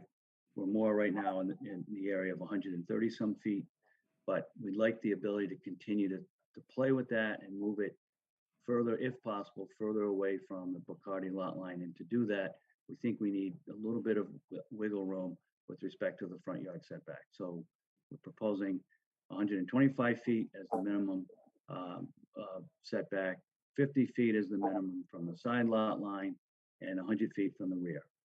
That's the easiest number to calculate because we're much more than 100 feet. We accepted Cheryl's request that, let me put this back in, that we have lot coverage of no more than 16%. I think we went through the calculations last week, and that the floor area ratio be no greater than 23% of the buildable area. And so we accepted those two numbers. We talked about accessory structures. We're suggesting that maybe a single accessory structure be located in the rear portion of the property it's actually set, it would be set down in the parking, near the parking area, proximate to the Winter Valley property line. There would be at least 500 feet setback from the frontage, the real 25 feet from the rear lot line, and at least 150 feet from a side lot line. And the closer of the two side lot lines is actually the other Winter Valley lot line, and not the Henry, excuse me, the Bacardi lot line. We're suggesting also that there may be a gazebo sort of in that turnaround. We're not referring to that as an accessory structure. And we may also need other small structures to support site utilities, particularly a small pump station for sewer, whether we go out to Winter Valley or whether we have to go out the front to Highland Street and up to Spafford. We have to pump in either direction, so there would be a small structure associated with that. But other than that, we're saying one accessory structure, one accessory building, not more than 18 feet high, located as proposed. Okay, before you go to open space, I noticed Sure. Mr. Henry has his hand raised. Mr. Henry? Yes, thank you. I raised this point at the last time we were in this section, but we continue to think that 50 feet is too small a distance on to neighboring residential areas. And as Kathleen says, we are doing zoning, not site plans here, but this seems to be taking a site plan and adopting it to zoning. So we would request that that be increased to 100 feet, which is our recommendation in the past, which is consistent with this rear setback from Winter Valley and the front yard setback from Highland Street. Madam Chair, we absolutely cannot agree to that. This is the maximum that we can agree to.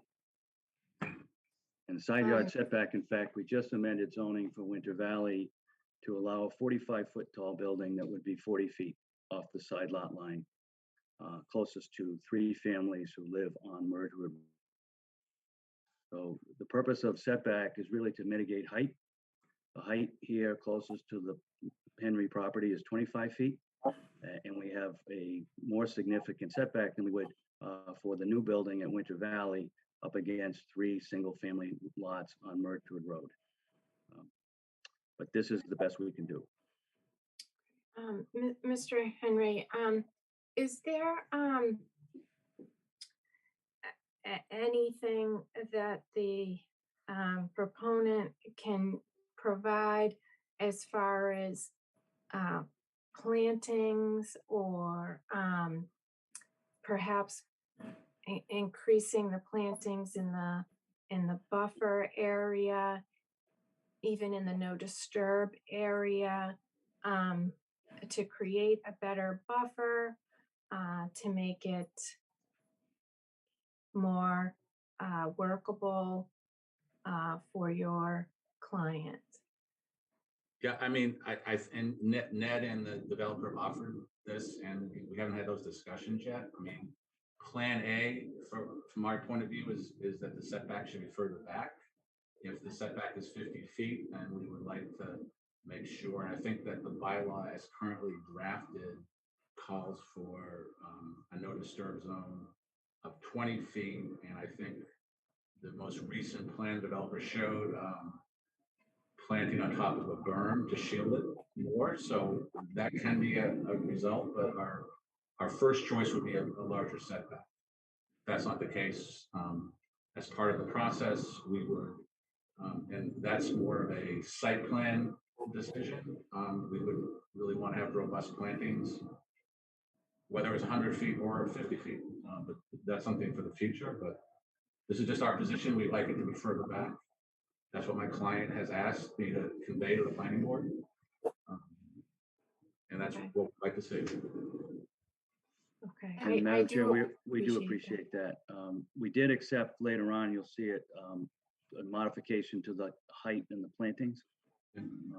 Because we did agree last time to go from 10-foot tall to 15-foot tall evergreens as part of the landscape planting. So Excuse, I'm sorry, my hand's been up and no one's. Oh, yes, Ms. O'Brien, please, I'm sorry.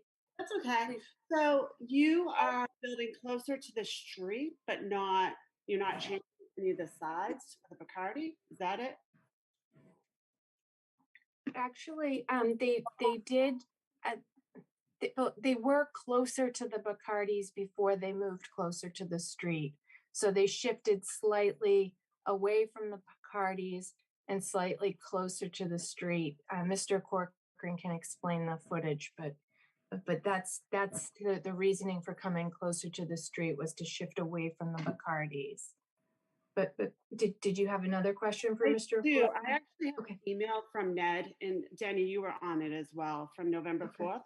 And there Okay. he talks about, there's, I think, 25 of us on it.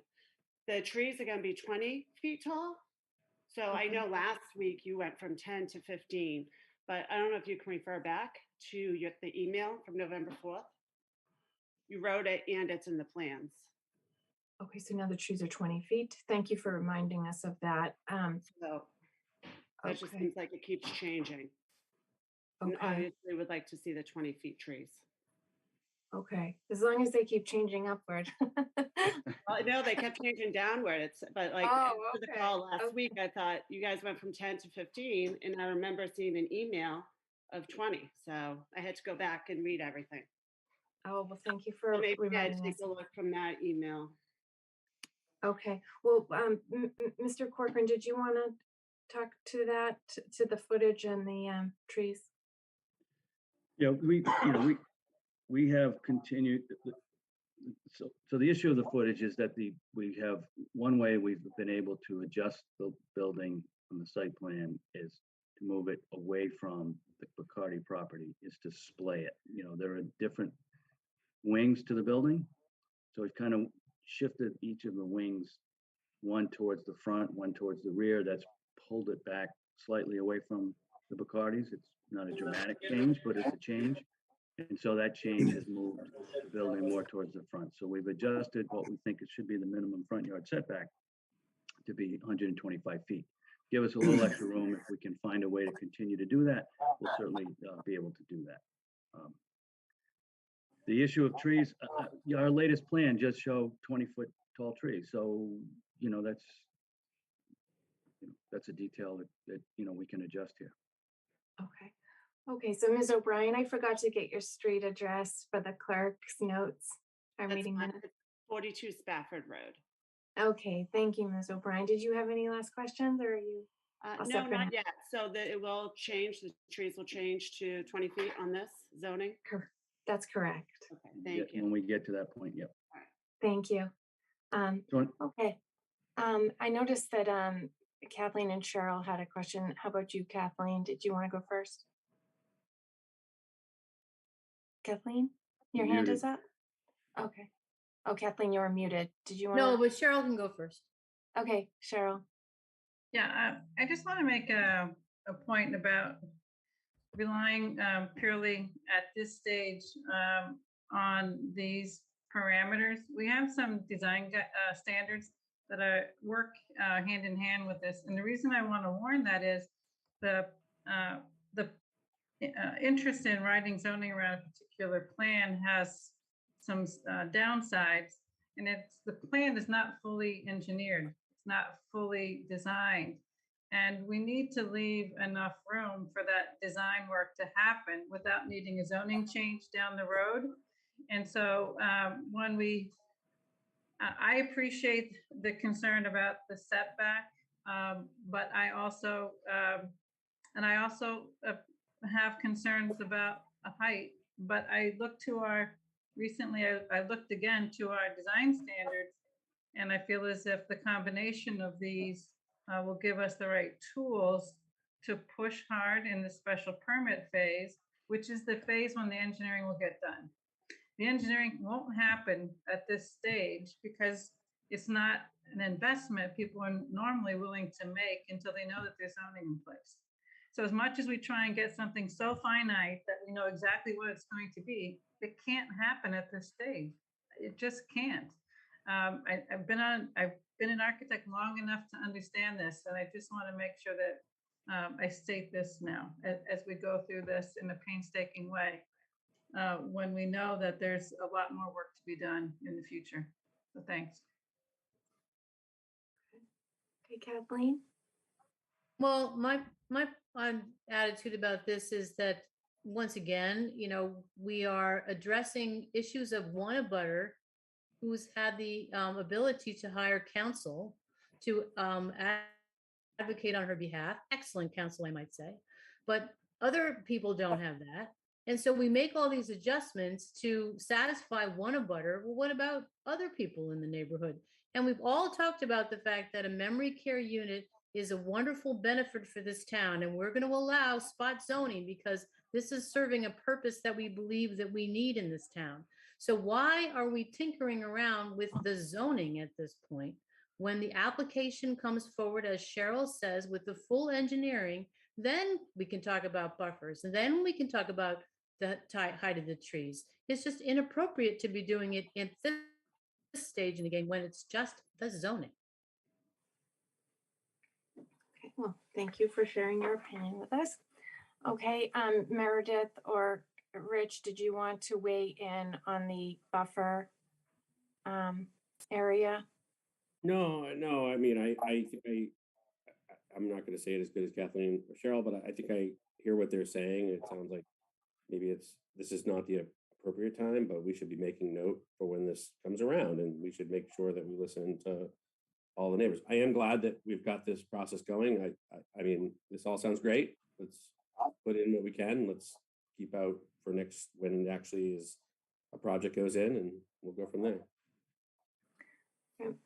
Okay, so my only concern is that some things, once they're in the zoning, it's harder to negotiate down the road.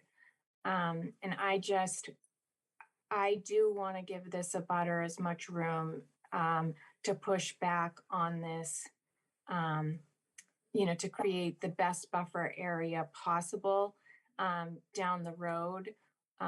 Because when you're standing on the site and you're looking, it's a large, dense building. I'm grateful that it's not very tall, but I am concerned about the density.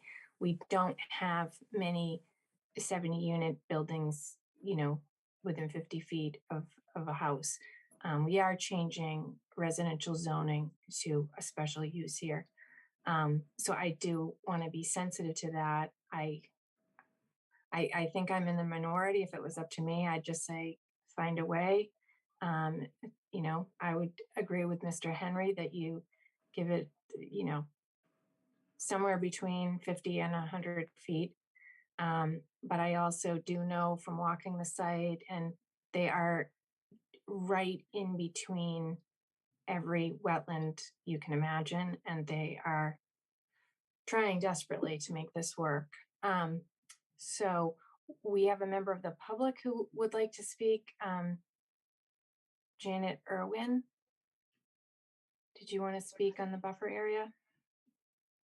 Janet Irwin? Okay. Hello, can you hear me? Oh, yes, I can. It's Gene Irwin, 120 Highland Street, town Good meeting member. evening. Good evening, Mr. Irwin. Like the last meeting, I had my hand raised from almost the very beginning on the first article you're talking about, is the traffic on the road. I want to remind everyone, when Milton Hospital did their big expansion about 10 years ago, they changed their address to Highland Street. And at Board of Appeal, it was reversed because it was a disaster out here with the delivery trucks and the ambulances and all that sort of thing. And I see this as the exact same situation. I wish I could have brought it up at the time when we were talking about it. But again, my hand was raised. I was raising it up and down, up and down. And I'm sorry, I afraid missed that, you. no, that's okay. And I understand. But to me, we're just going too fast. I think it's obvious to everyone who's looking at this, we're trying to stick 10 pounds in a 5-pound bag. It doesn't work at this site.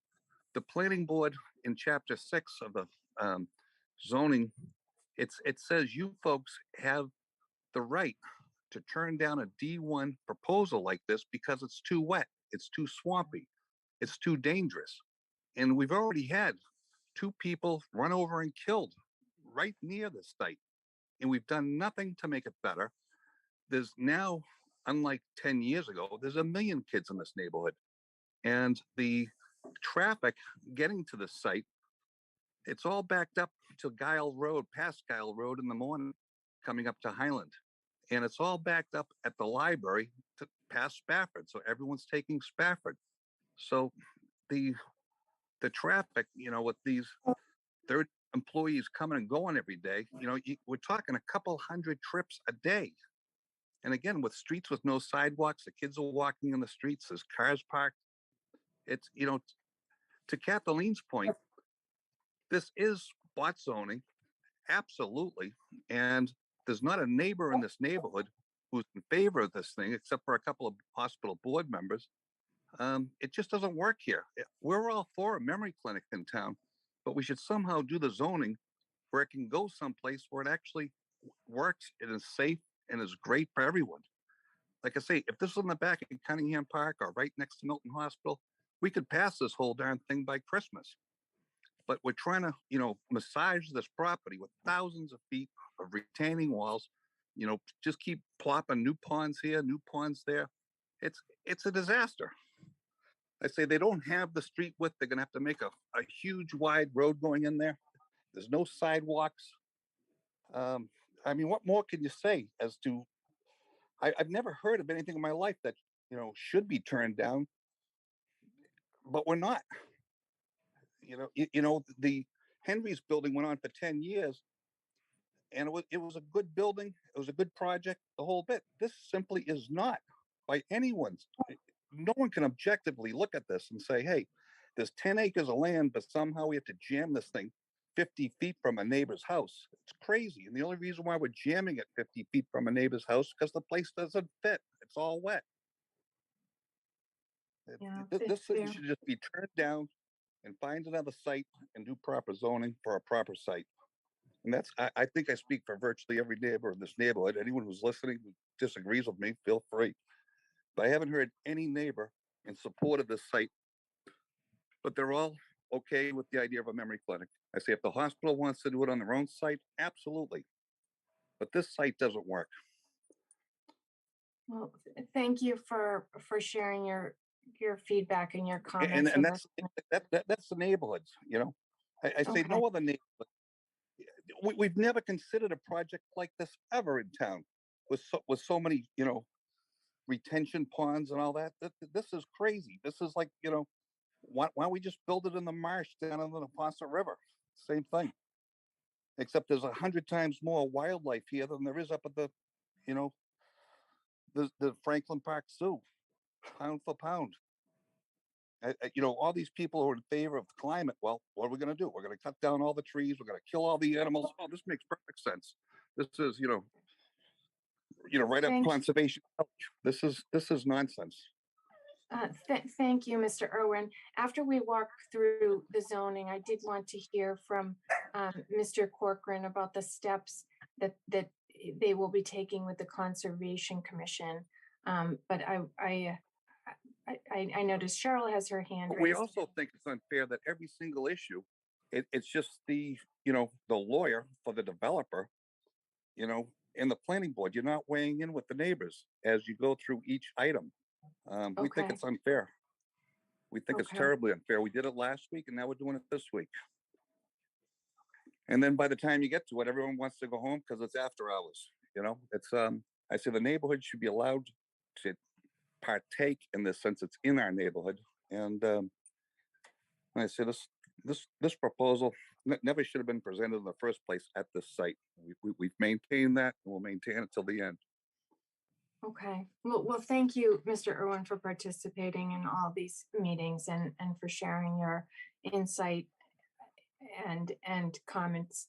I'm sorry, I have to turn to the next people. And I did want to tell the other people in the neighborhood and across the town that we will be having a public hearing. If this does move forward, we will be having a public hearing. So this is more to sort of hammer out the language. and have the public weigh in on the concept as a whole and specifically on the language later too. So there will be another bite at the apple. I noticed that Board Member Beeler has his hand raised, and then I will turn back to the two citizens with their hand raised. Mr. Yeah. Beeler? No, only just want to, as you know, I mean, we've got a lot ahead of us tonight, and I want to see if we can try to get through this, as quick as, like, I'm not saying I want to skip past anything. Right. We've been looking at this, and I do think we're giving neighbors and everyone a lot of opportunities to speak and weigh in. But I do want to keep moving tonight so we can move through this. Okay, I'll just let Dan O'Neill and then Teresa O'Brien speak, but if I could ask you to 3 minutes, and we'll have speaking opportunity again toward the end. Mr. O'Neill? Yes, thank you for taking my hand raised. Thank you. Could you tell us your street address, Mr. O'Neill? Sure. Dan O'Neill, 15 Spafford Road. I just wanted to reiterate Mr. Irwin's point in regards to the stress that will be placed on Spafford Road if the zoning is spotted for this particular project. I'm going to share, I was wondering if I could share my screen right here. I don't know. But if I can, if anybody has ever came into or driven into the hospital entrance off of Reedsdale, you would see that there is ample acreage for this project to go into an existing property that is owned by this hospital. The fact that the overwhelming push to get this project up and zoned correctly for the hospital when they have ample footprint acreage to build this facility is mind-boggling. So I just wanted to reinforce the concerns that abutters like Teresa O'Brien here, Mr. Irwin, and everybody that lives pretty much on Spafford, the impact of this development through traffic and safety concerns for approximately, I'm going to say 18 to 20 small children that are under the age of 18 is very concerning to myself, my wife, my family, and obviously the Spafford neighborhood, as well as Highland. So I will, I'll let Teresa speak, but I just think that this is a project that should not go forward, and that the planning board should really reconsider doing basically a spot zoning one-off for connected people in this town. Thank you. Thank you, Mr. O'Neill. Okay, Ms. O'Brien. Hi, my name is Alexandra Fioravanti. I'm on Teresa O'Brien's name right now as well. I just wanted to agree with everybody, all the neighbors that have spoken. I am so against this project. I live at 138 Highland Street. So I'll be right across the street from this proposed project. And I just think that everything that's been talked about the traffic, about the safety concerns, I think is just really important. I'd really like to reiterate this. Okay. Oh, thank you so much for weighing in tonight. Thank you. Okay. All right. Where are we? Open space, Mr. Corcoran? Sure. I think something that might help you, Mr. Corcoran, is that I didn't know if anybody on the planning board or even in the public had any comments on the open space section. I did not. Or Mr. Henry. So I would be happy to move on to number 6 if if you agree. Jenny, I'm sorry. to Yes, interrupt you. please. Please. Mr. I'm not sure how much more to get through. What I don't want, I mean, this is just my opinion, other board members weigh in. What I don't want to do is go line by line and then Sure. have like a 20-minute discussion about every line. Perhaps Sure. we can get through it, put some pins in things, and then get back and open it up to go back. You know what I mean? Yeah. Um, Okay, I was thinking we could just quickly, like we could go number 6. Does anybody have any comments on number all right. 6? Yeah. Yeah, okay. So on number 6, this is the one that Kathleen mentioned. We discussed ADA language and fire safety language. And in number 6, Ned added public way that serves as the ALR, I guess it will be memory care's frontage, shall be constructed and maintained in compliance with all applicable rules and regulations. I'm guessing that that's the Kathleen language. Yes. So Yes, it didn't- is. It is, Denny, because if you name things and you leave something out, then you're stuck. So it's better to say in the zoning to have it be as broad as possible. So it has to comply with all applicable rules and regulations. And when they file their design standards and they file their application, that's when, that the issues will be raised. But to sort of say in your zoning you want A and B, but you forgot C and D is a problem. So it's always, I think, a better rule to be as general as you can. Okay, I was thinking there would be some way to say including but not limited to. And so I am interested to hear from Mr. Henry, who has his hand raised. Any thoughts on ADA or fire safety? Well, they're going to have to comply with it anyway. Well, I'm interested to hear from Mr. Henry as well. Certainly. Thank you. I don't disagree with Kathleen's comments, but I would suggest some language changes for this section because I think that, well, 3 quick points. One is I think this just talks about driveways. I think it should be driveways and sidewalks because I think there should be sidewalks from Highland Street to this structure so people can walk safely. So I would add the words driveways and sidewalks shall provide safe and convenient vehicular and pedestrian access to the site. And I would also, at the end where Kathleen's language is, I don't think that the applicable rules and regulations should just apply to driveways. I think it should apply to the whole development. So I would actually break off that last clause and say, the entire project shall be constructed and maintained in compliance with all applicable, and I would broaden it to say federal, state, and local laws, rules, and regulations, because rules and regulations, in my reading, is too narrow, because that doesn't necessarily include things like the ADA or other statutes that may end up there. So my suggestion would be, you could keep it in this section by saying the frontage and such driveways and sidewalks, as well as the entire development, shall be constructed and maintained in compliance with all applicable federal, state, and local laws, rules, and regulations. Okay.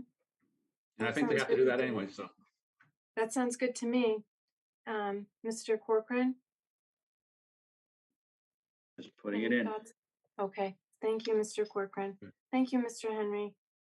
If you say that the public way and the sidewalks, that's, if you put the entire development, Ned, shall be constructed and maintained in compliance.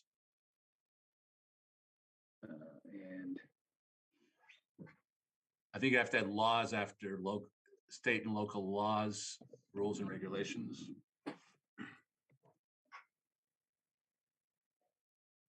and here, the entire And yeah, development shall be constructed and maintained. Yeah.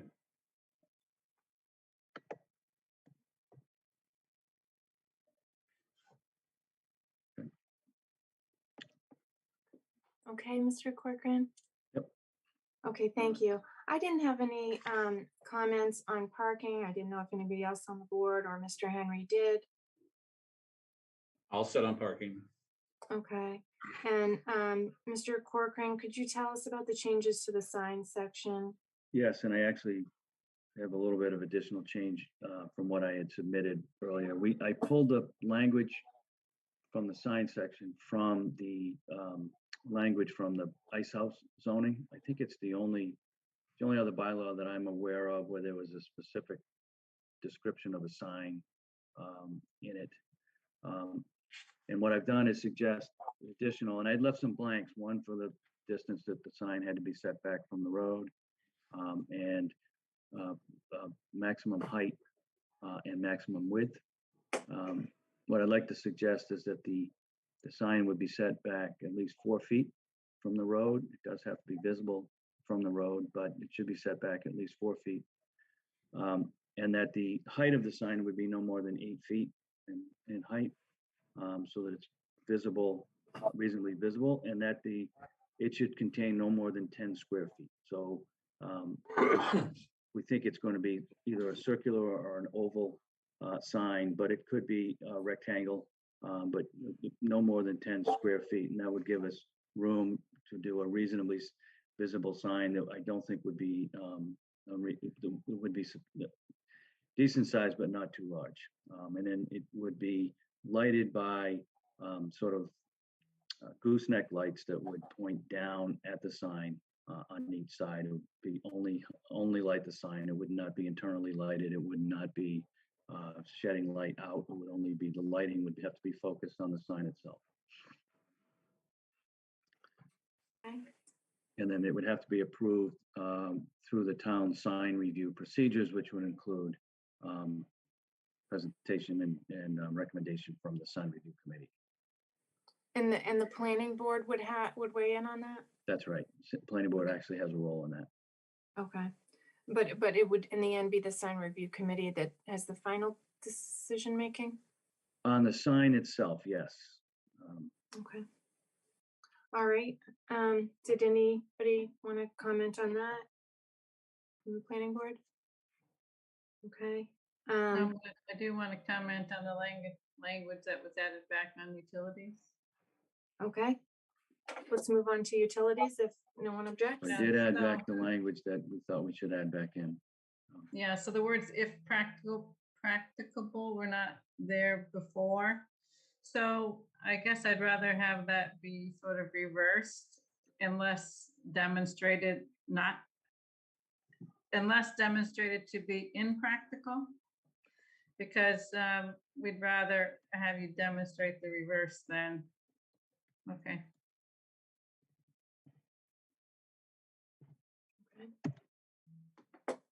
Okay.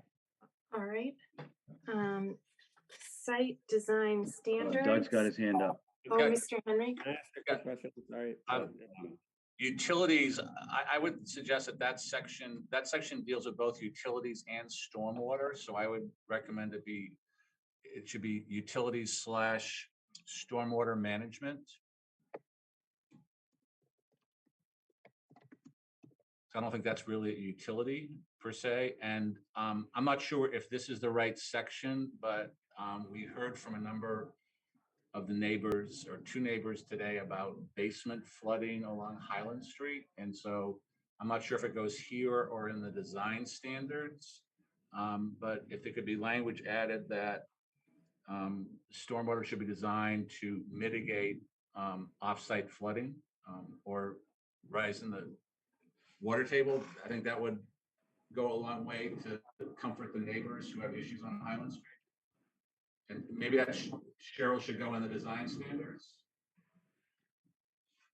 I think that we might be in the realm of conflicting with stormwater regs at that point. I think the stormwater regs do not allow for any offsite stormwater impacts, if I'm not mistaken. And it's subject to review and approval by the Conservation Commission as a separate process. As well as the town engineer, and we usually have it peer reviewed by outside engineering. Right. stormwater is, you're not allowed to have stormwater come off of your site at all. Those are Right. stormwater regulations. That's not part of the zoning. We already took out in a prior town meeting a couple of years ago, took out those provisions in the zoning code that we no longer have jurisdiction over. Stormwater is one of them, as is wetlands regulations. So that's a Concom issue. It's really slightly different than just stormwater management, because you have to manage all the stormwater on site, but the covering all the what's now open space with impervious surfaces is going to affect the off-site water table, which is not necessarily stormwater per se. I kind of disagree with that, but I do think that's part of the application process. I don't think that's in the zoning.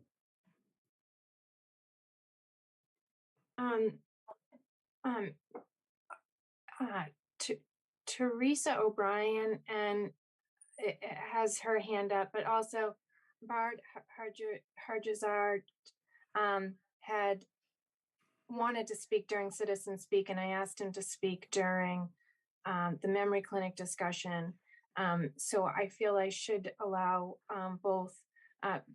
Ms. O'Brien, would you like to go first? I can go first. That's fine. Thank you. Thank you, Denny. Thank you, Teresa. And I think Mr. Henry spoke a little bit to this point, but I read, I think it was the 2017 Milton zoning bylaws, and definitely I see there that it says, stormwater has to be contained on the property. And I think I have no doubt that it would be, based on all the regulations and everything everyone's talking about. But I think as Mr. Henry noted, it goes deeper than that. It's the groundwater, the high water table in the entire hill for dozens, if not hundreds of properties, all the way down Spafford, as I said, down to Meredith Circle, down to Center Lane. All of these homes deal with a permanent, situation of high water table, and with increasing rainfall due to, every year we're getting more and more rain. It's not a problem that's going to go away. So, things that can, that will make us feel better. I'm not sure that anything will make us feel better, but containing the stormwater on the site, that's fine. But you've made a significant amount of acreage impermeable, and now that water, that land is not available to absorb water. That will all those drainage that will, be displaced underground to other parts of the hill. And I think it's naive for us to think that we'll know what will happen with that. Water is one of the most powerful, most destructive forces in nature. It will rear its head somewhere else. And I think, people need to be aware of that. And, despite best efforts, despite, the latest technologies, with so much water that's there, it is a wetland. It's a documented wetland. It's very difficult to ensure that this area will not, all these homes will face a groundwater impact. So thank you for allowing me to speak. Thank you. Thank you for your participation. Ms. O'Brien? Hi, thanks again and I know I've brought this one up before about the sewer, that would rather the sewer not be connected on Spafford. And I guess my question is just even for Ned, because I think even he was talking about Winter Valley in this. I don't know if he represents Winter Valley as well. So I know he kind of talked about maybe we could hook the sewer up into Winter Valley if they approve, but I just don't know how that happens if he's representing both parties, and hopefully that, he's going to be fighting for this development and that Winter Valley allows it. Also, just kind of wondering where the other utilities coming from. Are they all coming from Highland? And if they're going to be digging up Highland? Okay. Mr. Corcoran, did you want to respond to those two questions? Well, let's see, I do represent both entities, but there is discussion going on between the engineers for both on whether and how we can feasibly tie sewer here into sewer at Winter Valley. Winter Valley has agreed to allow it to happen if in fact it can happen physically. So that analysis is being done, and if we can, we will. And it's less expensive for us for this project to tie into Winter Valley than it would be to install sewer and pump it up to Spafford Street. So there's an economic incentive for us in that regard, as well as you know, a good faith effort being made by both of my clients to get there. As far Other as utilities, in the yeah, road, water. right? There's water. We're tying into water in the street, tying into electric in the street, tying into gas in the street. That's all there. We're not having to trench up, bring utilities up Highland Street. Those exist within Highland Street, and the ability to tie into them is straightforward. Okay, but even if you're just tying into Highland Street, you must still have to dig up Highland right out front, right? There will be work in Highland Street associated with that. That is correct. Obviously, again, just the neighbors would rather not see this happen. So, thank you, Ms. O'Brien. I think we would all prefer it come from the other direction, Winter Valley. So that's up to Winter Valley to allow us because it's their private property. But I'm glad that there's discussion going on. And of course, we all want minimal impact, but there would be impact on Highland Avenue because some utilities would be coming from that direction, I imagine. So, Kathleen, I think you had your hand up next. I just wanted to say that I appreciate the comments from the neighbors about stormwater, and I did not want them to think that I was dismissive of those issues. I'm certainly concerned about stormwater. That's been an issue that's been discussed on the 40Bs on Canton Ave as well, and the issue of water in that area. I just wanted to point out that, in fact, that's not, unfortunately, not really under the jurisdiction of the planning board. But we certainly do hear those concerns and understand them, but just trying to address the fact that, planning boards to a certain extent don't have jurisdiction over that kind of engineering and those conservation issues.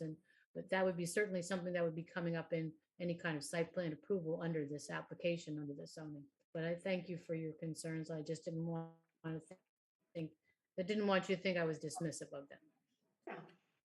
Thank you. Cheryl? I think Rich was up before me. Oh, okay. Thank you for keeping track. Go ahead, Rich. Oh, yeah, no, just a quick comment and a question. And actually, I'm not going to reiterate too much, but Kathleen hit what I was going to say. I mean, and so I'm glad you said it, Kathleen. It just, I mean, I think, like, I, for one, am listening to all these comments, and I feel for folks there. And I think that at the appropriate time, the different bodies, the boards have to, like, do what they need to do, right? Especially site plan approval. Like, we're going to have to dive into that and make sure it's taken care of. And, I'm quite positive that folks will come around again and talk again. And I think those are going to be the opportunities where we can do something. The question was actually, it was just a really quick question. And actually, it was back when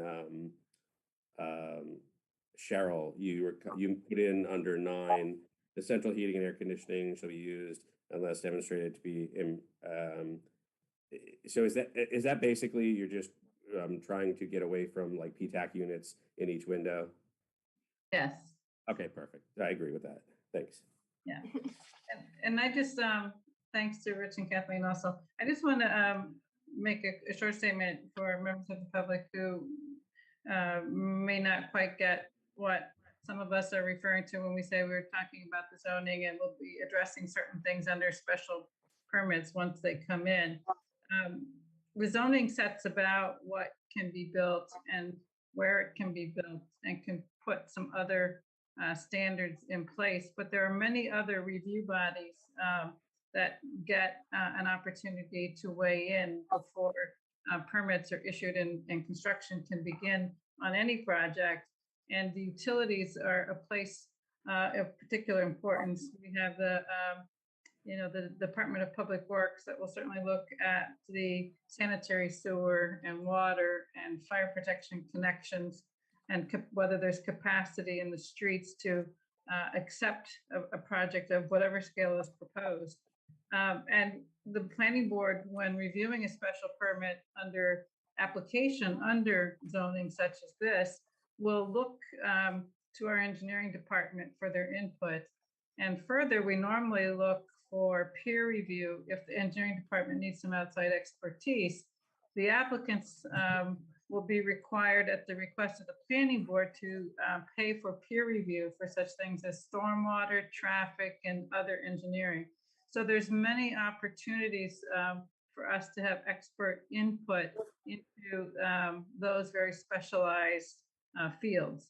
And then further, the building department will have its own set of review, and the such things as the Architectural Access Board is the state building code for accessibility, as distinct from the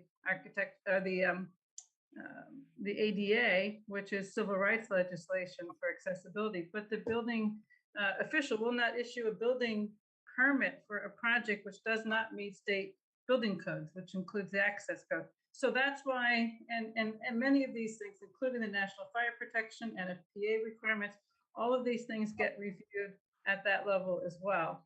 So what we are trying, I think, to focus on is what normally would be considered to be appropriate to put into the zoning, which would address what's able to be built there, what type of use, and where it's able to be built, and how big it's able to be built.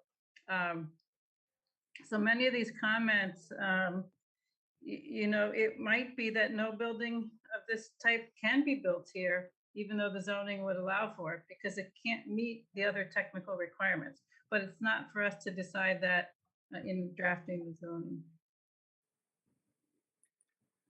Okay. All right. So we were on to design standards.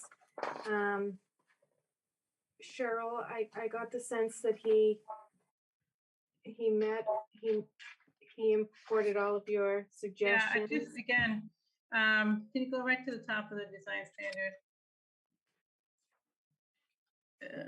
I just want to, I mentioned the comment earlier about the dimensional requirements and the site design and building design standards working together.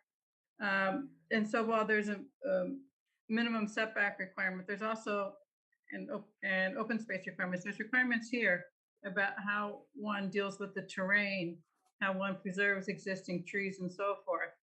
And these are really important because when we look at an application, I think we can look to this and say, is this application meeting this standard? And if it's not, we ask them to modify their proposal such that it can meet the standard to the best of its ability. And, you know, one thing is that I've said at this stage that there's only so much design investment that can be done without knowing whether there's going to be zoning that would allow for a project to be applied for. But when the zoning is in place, we can apply these standards to a great degree when looking at the actual application. So we're going to be requiring them to look at these carefully. So I just want to make sure that everybody understands that, that these are really good tools for us and for the applicant in looking at, because what I would say is, you know, the plan that we've seen is a diagram in a sense. It's based on, it's an informed diagram, but it's not engineered, and it's not challenged to the level that it might be challenged once the zoning would be in place. Thank you for because that. I certainly would be doing some more challenging then. Okay. Any other comments on design standards? Mr. Henry. I think Ned's going to do it right now. We're going to change the tree height to 20 feet in H. Oh, good. Thank you for catching that. Ned was ahead of me. Oh, good. Well, I'm glad the public weighed We in are, too. Doug and I are finally in simpatico. Okay. I also adjusted this language to suggest that the landscaping shall be installed and maintained in a manner that will enhance and screen the building. That was a comment that came last week, and we accepted that. Okay. All right. The 11. next is building Sorry. design. Building design standards. I just added this one comment that it will Building materials should be of high quality and facilitate ease of maintenance. I think that was Okay. a comment that came. And then we added language that said there would be any roof compressors and other mechanicals would be placed as far as practical from abutting residential properties. Mr. Henry, that language makes sense. We were thinking of your client, the person who lives the closest, and shall be placed as far as practicable from abutting residential properties. Yeah, that's the best I think you can do because they have to probably be on the roofs someplace anyways, the way it's designed, so. Okay. Great. All right, now 12 is special permit application. P. I added a I noticed- provision that P, which says that a fire equipment and delivery truck access, egress, and maneuverability plan would be one of the plans that we would have to provide. Would have to be Okay. provided. And I know there was some public discussion on this. Somebody kept referring to a swept path analysis. Is that the equivalent? It's equivalent, there are different forms of analysis out there. We'll have to do one. It'll have to meet the planning board's requirements at the time, and satisfy that we've provided adequate information. And it will deal not just with fire equipment, but also with delivery trucks and other vehicles, demonstrating how they can maneuver in and out of the site and within the site. Okay, thank you. Does that language look good to you, Mr. Henry? Could we add some language that's that the plan will be based on a scope approved by the planning board, just so you have the ability to ask for what you want, as opposed, if you want a swept path analysis, you can ask for that. Sure. It's Yeah. fine. I mean, that's what we do anyway, right, Mr. Yeah. Corcoran? We always talk before we spend money on plans, so.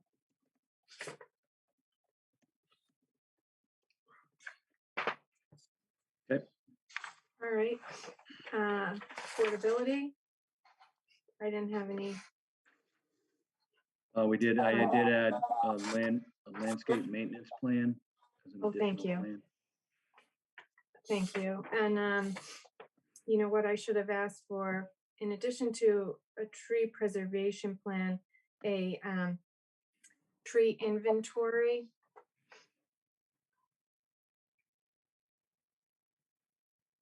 Can you go back up to the existing condition survey and see if it's covered there? Jenny, can you Yes, look at that trees language? with a caliper of 10 inches or more have to be Okay. identified. Okay, thank you. Thank you for catching that. Okay, so, and we didn't have any changes to section 14 you changed the title in 15. Teresa has her hand up again. I don't know if you can see that. Okay, Ms. O'Brien? Thank you. This will probably be my last question of the night, so. Okay.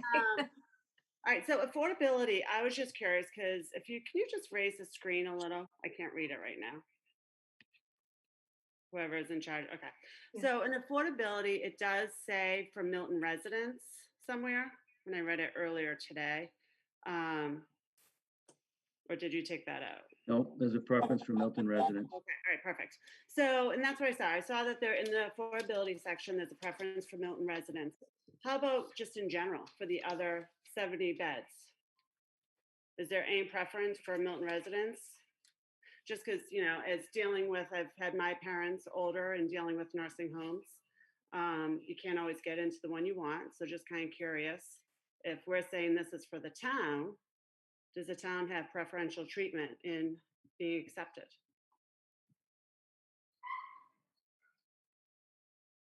I can speak to that. The fair housing rules and regulations don't allow us to limit affordable units to Milton residents. You can only say to the extent permitted by law, and to the extent that we can do a preference, we will. The town would, but we can't have them all set aside for Milton residents. Okay, so not even just the affordable ones. I just meant the other 70, all of them in general. So you can't do that either. There can't be any preference for a certain amount. Well, as I said, it's sort of a fair housing situation, but yeah, I think Just I- asking where everyone says the town needs this is great for the town. I'm just curious if Milton residents have preferential treatment. So, okay. Ned, I did believe that Northbridge did say they give a priority to Milton residents in an earlier presentation. you I don't can, know. Meredith, you can. It's just that you can't set aside all of them. They get, it's No, a point system. Yep. And so, I'm sorry, one person at a time. Meredith. sorry, I was would just you like trying to say- answer the question. That's all. Okay, thank you. Meredith, please continue. So I think what the neighbor is asking is, can we have a provision in here that similar to what we're putting in the affordable, to say that regular units would also be that Milton residents would be a priority? Correct. Yes. I suppose we could say there should be a preference for Milton residents for units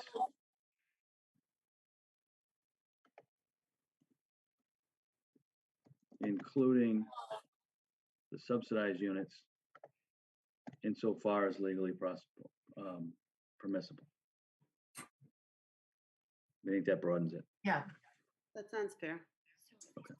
Okay. And Mr. Walierzak? Yes, Michael? hi. Yeah, Mike Wallerzak from Northbridge.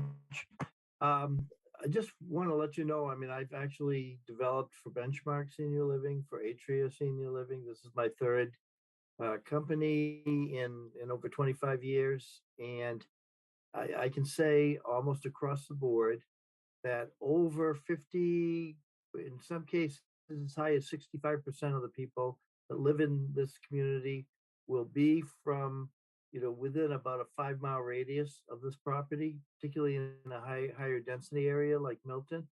And of the remaining, say 45% or so, there's a high percentage of those will be parents of adult children who have moved here and work in the general area. Assisted living is really pretty local. And that's why you're seeing it when you go in, different communities around, because people want to retire in the areas that that they've always lived in. And a lot of times someone will retire and, maybe they'll go and have their 10 years in Florida or Arizona. And then they start to, need a little bit more care, and they tend to come back to the areas that they've lived in. So you can put that wording in if you like, but I think you're going to find that this is a very local community that's going to be full of local residents, and just naturally, actually. So I just wanted to give that perspective. Thank you, Mr. Wallerstein. Okay. All right. So we have gone through this. I think there were 2 questions for town council. I had just a couple of discussion points. It's 9:30. Instead of shifting to ADU, I was wondering if the fellow board members would be interested in sort of plowing through so we can take a vote tonight after a brief discussion.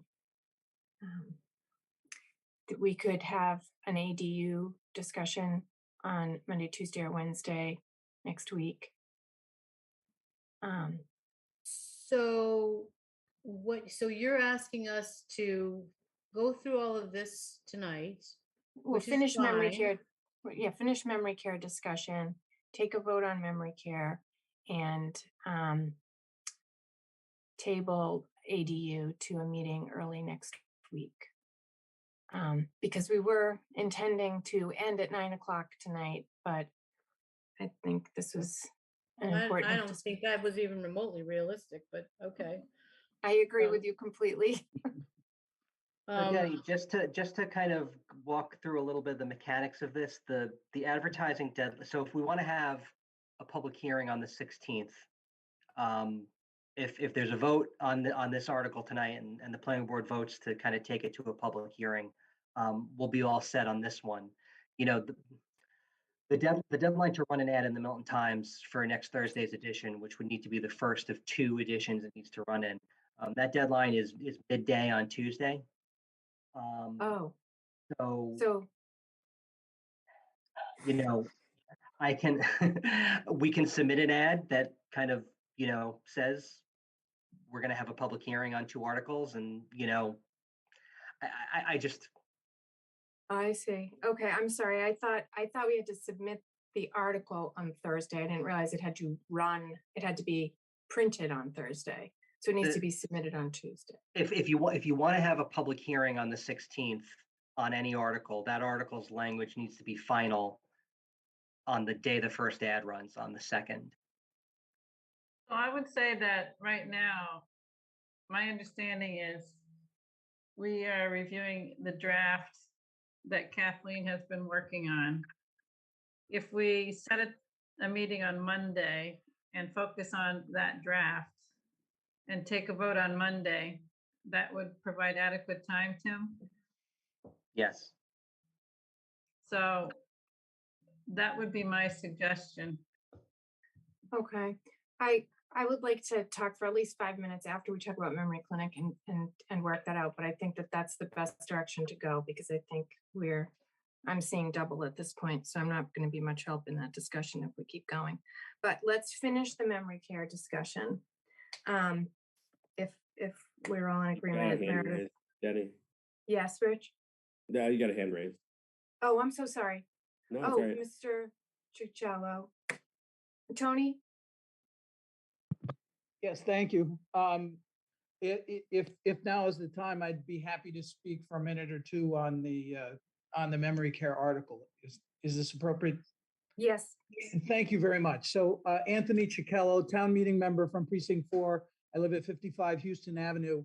I'm here tonight as the chair of the Board of Trustees of Milton Hospital, BID Milton. Thank you very much for your time this evening. I know you folks have a lot on your plate, but we appreciate your time and attention to this. I would urge you to take a positive vote tonight to submit the proposed zoning amendment as an article for the planned February 28 special town meeting. This project with 70 units and 78 beds of memory care assisted living is a big win. It's a big win for the hospital, which has a huge synergy with the memory care facility. It's a big win for the town, which will receive hundreds of thousands of dollars a year in tax revenue. And most important, it's an enormous win for the community, which has no memory care units available in town. You heard Mike talk a moment ago about how memory care is local. If you ask your friends, if you talk to friends and community members, you will hear all the time about how they had to move their parents to another town into a memory care facility. It's very challenging to watch your parents or relatives or friends need these kind of services. And it's really an important amenity to have in a community, to have people accessible to their friends and loved ones. As Mike said, many times people will go to Florida, go to Arizona for part of the year or most of the year, but they tend to come back to the communities they lived in. The master plan committee identified this site as well suited for assisted living and this memory care project. Town officials have long urged the hospital put the property to use to generate tax revenue and have strongly supported assisted living or memory care use. The hospital went through an extensive RFP process. Our primary goal was not to maximize revenue. It was certainly, we have a fiduciary duty to generate some revenue from the property, but we reviewed multiple proposals that would have been financially much more beneficial to the hospital. Instead, our focus has been on a synergy with the hospital mission, on the needs of the town and the needs of the community, financial and otherwise.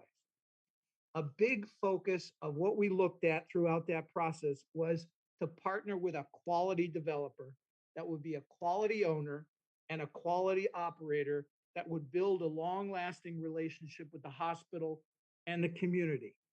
And we think we've found that with this current developer. Those of you who may have visited some of their facilities know that they run quality operations and they take care of people well. This company, this effort and approach is evident in their substantial efforts to communicate and work with neighbors through the process. This has been an ongoing process. It's not done yet. There's been substantial move to try to address the concerns of the neighbors, and those efforts will continue. I know the board referenced tonight a lot of issues about, and some of the residents' concerns about water, traffic, all sorts of issues that will continue to be addressed and refined and taken care of throughout the special permit process. Let me sum it up. I think the project is a real winner and fills an enormous community need. I urge you to move this forward. We have time to tweak and work on this some more throughout the public hearing process and subsequent special permit process. And I'd ask you to move this forward to put it on the warrant for a town meeting. Thank you. Okay, thank you, Mr. Cicello. Tony. Okay. Sharon Rich, you have a hand raised. Yes, thank you. Just here, sorry. I am at 43 Spafford Road, and I appreciate what the last speaker just addressed. While he was saying that the hospital is, the project is filling a community need, but my question is, really, it doesn't. What the community needs is a pediatric care. Milton Hospital doesn't service pediatrics. Our schools are overflowing with students and children, and yet we can't go to our local hospital because when a child has a Lego jammed up his nose, they don't have instruments small enough to remove it. So we get sent to children's. And there are multiple neighbors on Spafford Road that have run into this situation. So while I respect the position that he takes, it doesn't really address what the community needs at this time. So thank you. Thank you. Thank you. Bard, Mr. Hedgezard. Thank you. And I would also like to add, that I respect the position from Mr. Cicello. I certainly, my father passed away a few months ago from Parkinson's. It was a brutal, excruciating thing to see. So I think as Mr. Irwin had said earlier, most of us are in favor of a memory care somewhere. As Sharon said, we've got a lot of kids on this street that didn't used to be here a few years ago on Spafford Road, and I'm just not sure that even the hospital or the community, the town understands the current situation we're facing with existing hospital traffic on a street that is, I measured it at 238 inches in one spot and 239 inches, which is less than 20 feet wide. And we get 6 to 10 ambulances a day because they can go 25 miles.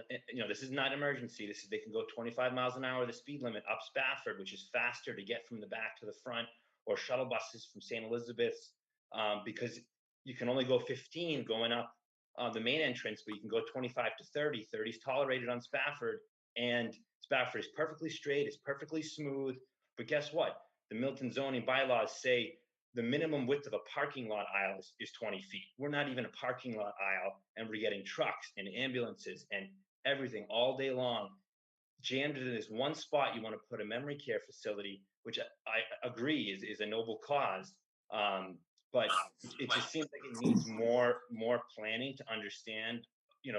Every morning, neighbors that live on Spafford don't drive up Spafford to go to the high school to drop their kids off. They go the other way because it backs up all the way around the corner onto Spafford, coming from the police station. So, I appreciate that memory care, and I don't dispute, would be, less of an incremental increase to traffic than say, 70 condo units, certainly, but there still will be a net increase in traffic, and the existing situation today is extremely dangerous. We do not have sidewalks. So for me to feel better, I would like to see, some more time to understand what else can be done to accommodate the infrastructure to upgrade, because you're mentioning things like, disabilities and rules and regulations and zoning bylaws. Spafford Road does not meet any of those. It is so substandard in so many ways that putting, committing to put something there before we can address, the synergies with the neighborhood, not just the synergies between the hospital and the community at large, would be my position that I would respectfully submit. And also to expand upon that point, something that Ned mentioned during the site walk was that it would be built into contracts at the Memory Center facility for employees to not use Spafford Road or the latter roads for their commutes back and forth to work. He said, much as, quote unquote, something along the lines of, as it's built into contracts within the existing Milton Hospital employees' contracts. We see, as my husband mentioned, not just the off-duty or non-emergency ambulances and the shuttle. We also see the employees from the hospital with badges hanging in the window on a daily basis using our road as their mode to their workplace. This will be increased exponentially when you add another facility that is going to be, we understand that the residents won't be leaving every day in their own vehicles, but the employees who work there will be. And we do think that's something that needs to be addressed. Thank you for bringing those concerns to our attention.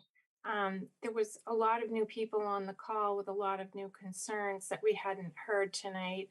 And I just wanted to thank all of the public participation. It does seem like this project has its work cut out for it. So thank you. If I could ask Mr. Corcoran to describe how the Conservation Commission process works.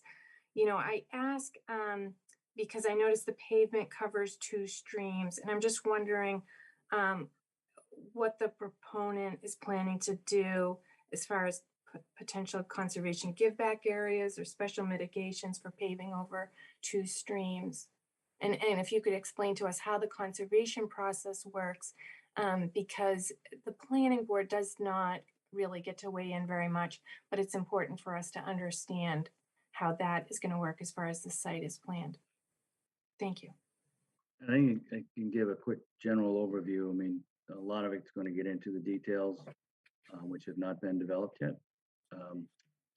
But we do propose, there is an existing culvert that crosses the stream that's closest to Highland Street. That would be rebuilt and sized appropriately.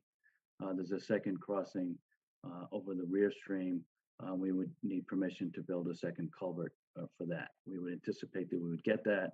We anticipate that we might have to replicate some wetland areas closer to the vernal pool, but we think that we would do that. And we would have to design it. We'd have to demonstrate how the design minimizes impact with the wetlands and design replication if that's appropriate. We also have to design significant stormwater management features.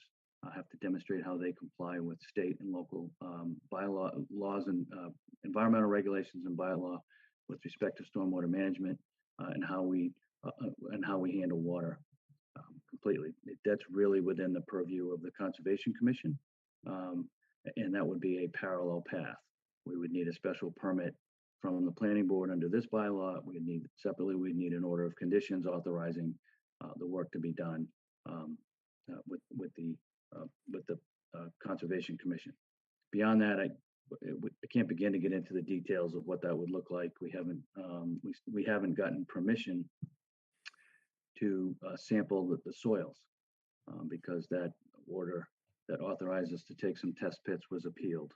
So we can't do that. So until we get access to the detail analysis of the soils and how we would design those systems, we couldn't begin to do that until we knew we had zoning authorization to go forward. But there'll be a lot of work and a lot of attention paid to that. I hope that Thank helps. you for that general overview. It does help. And I was wondering, in the buffer area by the Bacardi and the no disturb section, would you be amenable to keeping the mature trees, but with arborist oversight, fill in some new trees and shrubs with a long-term maintenance plan if the abutter was interested in that. Absolutely. I mean, the way that the language, I was just looking for it, the way that the language reads is that it has to be left in its natural state or landscaped in accordance with an approved landscape plan. So we would have to submit a plan that you would approve. And the tree preservation plan would have to identify those trees that need to be preserved within that buffer. And we'd have to have a plan as to how that those trees would be preserved, both during construction and after. So those plans would be in place. We would not intend to install other landscaping within the 20-foot or average of 30-foot wide natural area unless it was appropriate to do so and would not have a detrimental effect on the mature growth that is within that area. So part of the approved plan would be our demonstrating that new plantings within that buffer area would be appropriate and would not have a detrimental impact to the mature growth.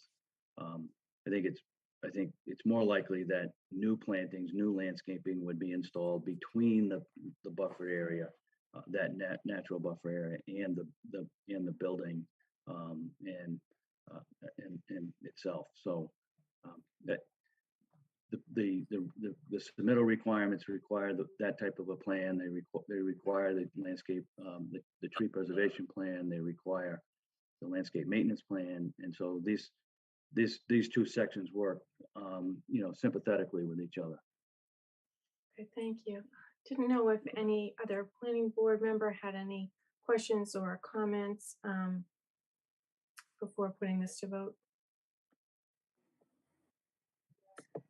I guess I had a question just on the setback, and with Mr. Henry, requesting a 100-foot setback. If we were to increase the footage of the setback, but it was determined that the project would not work during the special permit process, we could offer to a waiver on that. Meredith, you have to go back and amend the zoning. You couldn't give a waiver? No. You'd have to go back to town meeting. That would be a minimum. You have to go back to town meeting or get a variance. That's right. Okay, that was my question. That's why the Hendrys took 10 years. They had to go back for 2 zoning amendments for minor things, like 4 inches of height, I think, or something. I mean, that's the thing about writing it so tight that you have no room for flexibility when you engineer it. And I just wanted to also weigh in and just thank the neighbors and from Spofford Road and the Highland Street, because I think just it would be very important for them to know that if the zoning is approved, it does not mean this project is going to necessarily go forward. It doesn't guarantee that. So there's a lot of input that we would still want from the residents, the neighbors, when we get to the special permit process, that the zoning does not approve the project. So thank you for all your comments. Yeah. And I did want to elaborate on what Meredith said. I too, along with the citizens, have some real concerns about even the construction management, how they're going to store the materials on the paved area and somehow get over to the building area without crossing wetlands or conservation protections and so forth. So we're going to need the planning board, but as well as the public, to weigh in on these issues during the special permitting. This is a wet site. A fellow planning board member referred to it as a swamp at a prior meeting, and I kind of agree with that. I think that under normal circumstances, I don't know that we would think of it, but we have a lot of really dense projects going in around town. Thank you, Jack. Troy. So so this was zoned residential. We're very sensitive to that. And I, I go back and forth on this one just because it's so wet and there are so many issues. Even like snow, you can't just scrape the snow off of the oil covered pavement and just push it right into the earth right there because it's wetlands. So it's a very special and challenging site. It's going to take a lot of engineers. It's going to take a lot of engineer peer reviews. The ADA is very important on a memory clinic, but that's also going to mean more impervious pavement. So this is going to be full of challenges, and I just wanted to request that the citizens keep participating because I think there are questions about wetlands and water and stormwater and so forth that are very important. Anyone else want to weigh in? And traffic. And traffic is huge. Because I think it would need to be addressed at the special permit time, that the agreement of what sort of mitigation and protection from additional traffic on Spofford. And I have one last question. Oh, I'm sorry to interrupt, Meredith. Oh, no, that's all right. Well, it's a couple of minutes of 10. So Okay. I would make a motion to approve this article for advertisement for a public hearing.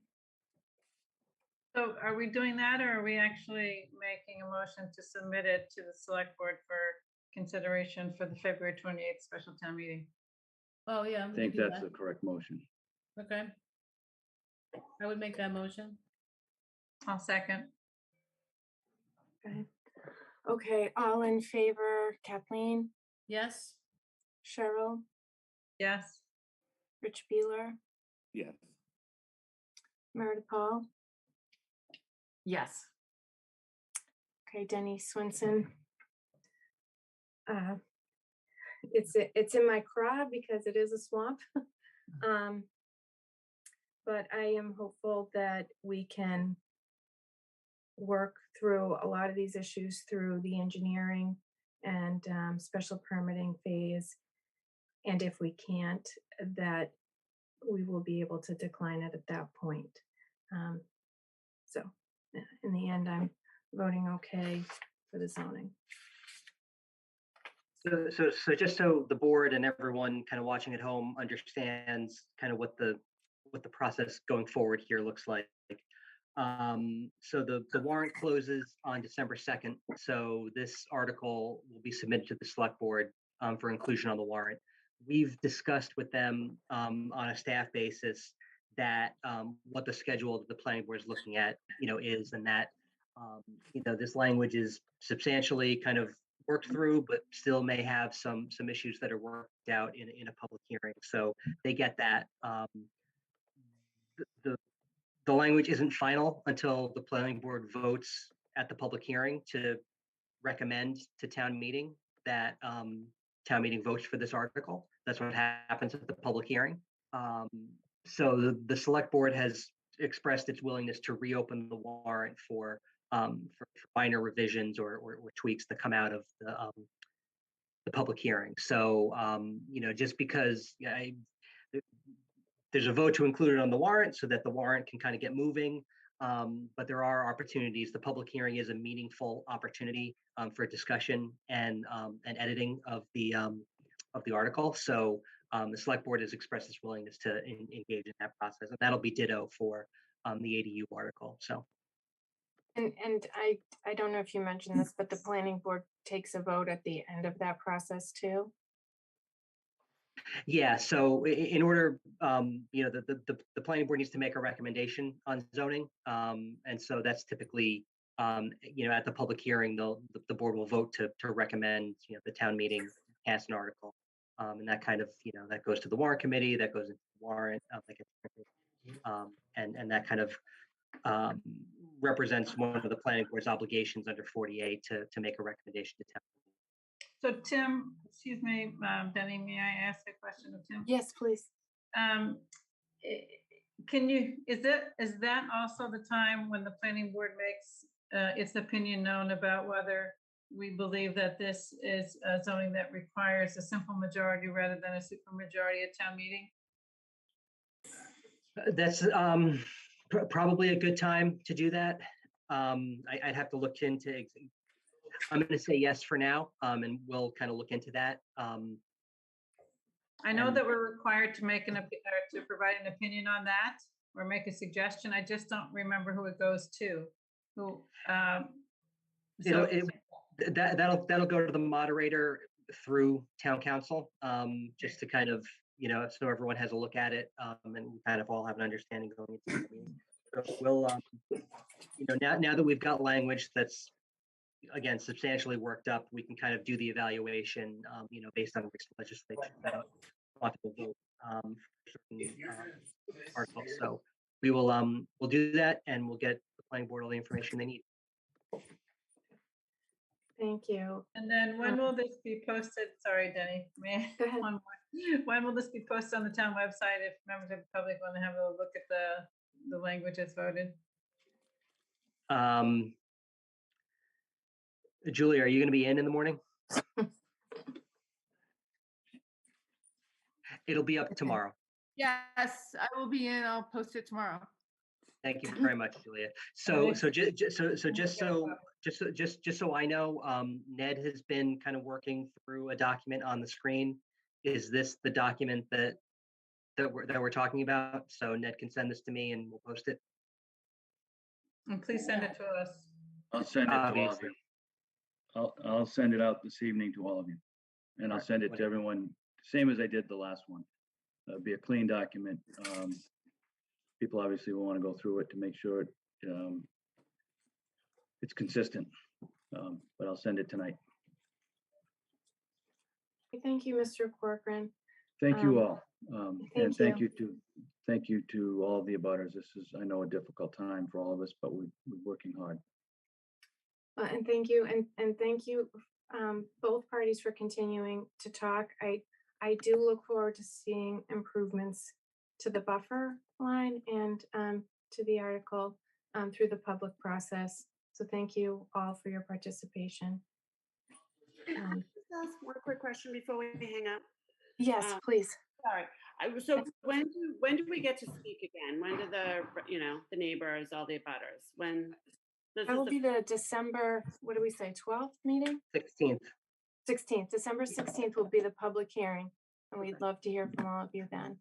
Thank you. Thank you. And we're also available if you want to send emails. You can send them through Tim Cherwinski to be sent to all of the planning board members, or you can reach out to us directly. Thank you. Thank you for everyone's help. Oh, thank you. Thank you for your participation. Thank you. Good night. Good night, Thank you, all. everyone. Thank you. Okay, thank you. Before I leave the planning board, okay. So how about, it's been a full night. How about we do ADU discussion on Monday? Does 7 o'clock work for everyone? Yes. Yes. Okay. Yes. And let's keep it to just ADU. We'll have citizens speak, but let's keep it to the ADU topic. How's that? Okay. But what? Okay. I think it's the Irwins need to turn off their phone, or could we mute them? I'm not sure. Okay. All right. Okay, so 7 o'clock Monday. Yep. Okay. Sound Okay. good? Yes. Thank you. Okay. All right. Thanks, everyone. Good night. Well, happy Thanksgiving. I think I'll we have to take a adjourn, motion. right? We have to have a Thanksgiving. motion Good night, to all. Motion to You have a adjourn. hand up, Denny. Okay. I don't know if you want to take it. Oh, Ms. Marion McKetrick. has her hand up. Hello, Ms. McKetrick. Good evening. Good evening. Can you hear me? Yes, we can. Are you, is Oh. 440 Granite Ave going to be on Monday or not? No. No, but Meredith won't be there on the 2nd, on December 2nd. I think we can do both, Denny. Or would we agree to keep we could do 440 on December 2nd if we agree to keep it open for one more meeting so Meredith can weigh in on the conditions. So we could do 4:40 starting on December 2nd, but agree to keep it open so we can include Meredith. But there's nothing that's open. It's our discussion of the decision. We've already closed the public hearing. I think what she's saying is don't vote on it until Meredith has a chance to vote, I guess. Or could we put 4:40 to the following week? So do ADU on Monday, do the scenic bylaw on Thursday, and do 4:40 the following week? Could we do that? And that way Meredith can participate and we can all catch up. Can we have some discussion though on the second? I think Meredith hopefully could watch the tape to hear the discussion, and Design guidelines, 40B land calculation, the budget, we could have the budget discussion, although she's on the capital campaign, she should participate. We want to talk to her, right? She would be great in that discussion. I mean, the thing that I could listen to the tape on that, and we won't have another meeting probably for. Okay, so on December 2nd, we will do budget and we will do scenic bylaw, and the following week, what day should we do? The following week, we'll want to do Thursdays, want to go back to Thursdays, December 9th? And then we'll have a December 16th meeting the following week will be our public hearing. Does December 9th work for everybody? PB. Yeah, the 16th, I have a Community Preservation Committee meeting that starts at 6, so I will be late for this one. You'll be late for the public hearing on the 16th. Okay. Well, you can't be everywhere, Kathleen. You're on too many committees. Well, I'm resigning from open space, and that hoping that Meredith would like to take my place. Well, Meredith, would you like to take that spot? Sure. It's not on the agenda, but I think we have a yes, so we will do the official thing later, but thank you. Okay. I think I have to send a letter to the select board first, and then. I think Tim's like scratching his head over there. Yeah, so when is 4:40 going to be on? So between Monday, 9th, Thursday? December 9th. 440 Granite Ave is December 9th. Monday, the 29th is ADU. Thursday is scenic bylaw, and is it scenic or is it a scenic road application? What is it? Scenic road application. Scenic road application, and we'll talk about budget. Okay. Tim, is that the Eversource? Yes. So I'm hearing about that on the historical commission, so that's good. Yeah, Eversource is proposing some work on Hillside Street. And Marion, I'm sorry that took us the whole meeting to figure that out. I'm very, very sorry. I appreciate your patience. Okay, so 29th is ADU. December 2nd is scenic road application and budget. December 9th is the 440 Granite Avenue. And then December 16th is the public hearing on winter articles. And just to reiterate or re-clarify, we're going to open it up at 6:30 on Thursday. We talked about that a little bit at the very beginning. I don't know if we ever came to a resolution on that. I don't know that we need to, but if you want to, Cheryl, do you want to do? I was only suggesting that if we were jammed, we had a lot that we were jammed instead of going later. But since we're adding these meetings, I don't think it's necessary since they're so dedicated, unless somebody else thinks it is, Tim. No, I think we're okay. Good. All right, everyone. Thank you for your patience. I think we got to adjourn. What am I thinking? Motion to adjourn. Motion to adjourn. Thank you. I'm getting tired. Okay. Do we have a second? Second. Okay. All in favor? Kathleen O'Donnell. Yes. Cheryl Tagayas. Yes. Rich Beeler. Yes. Meredith Hall.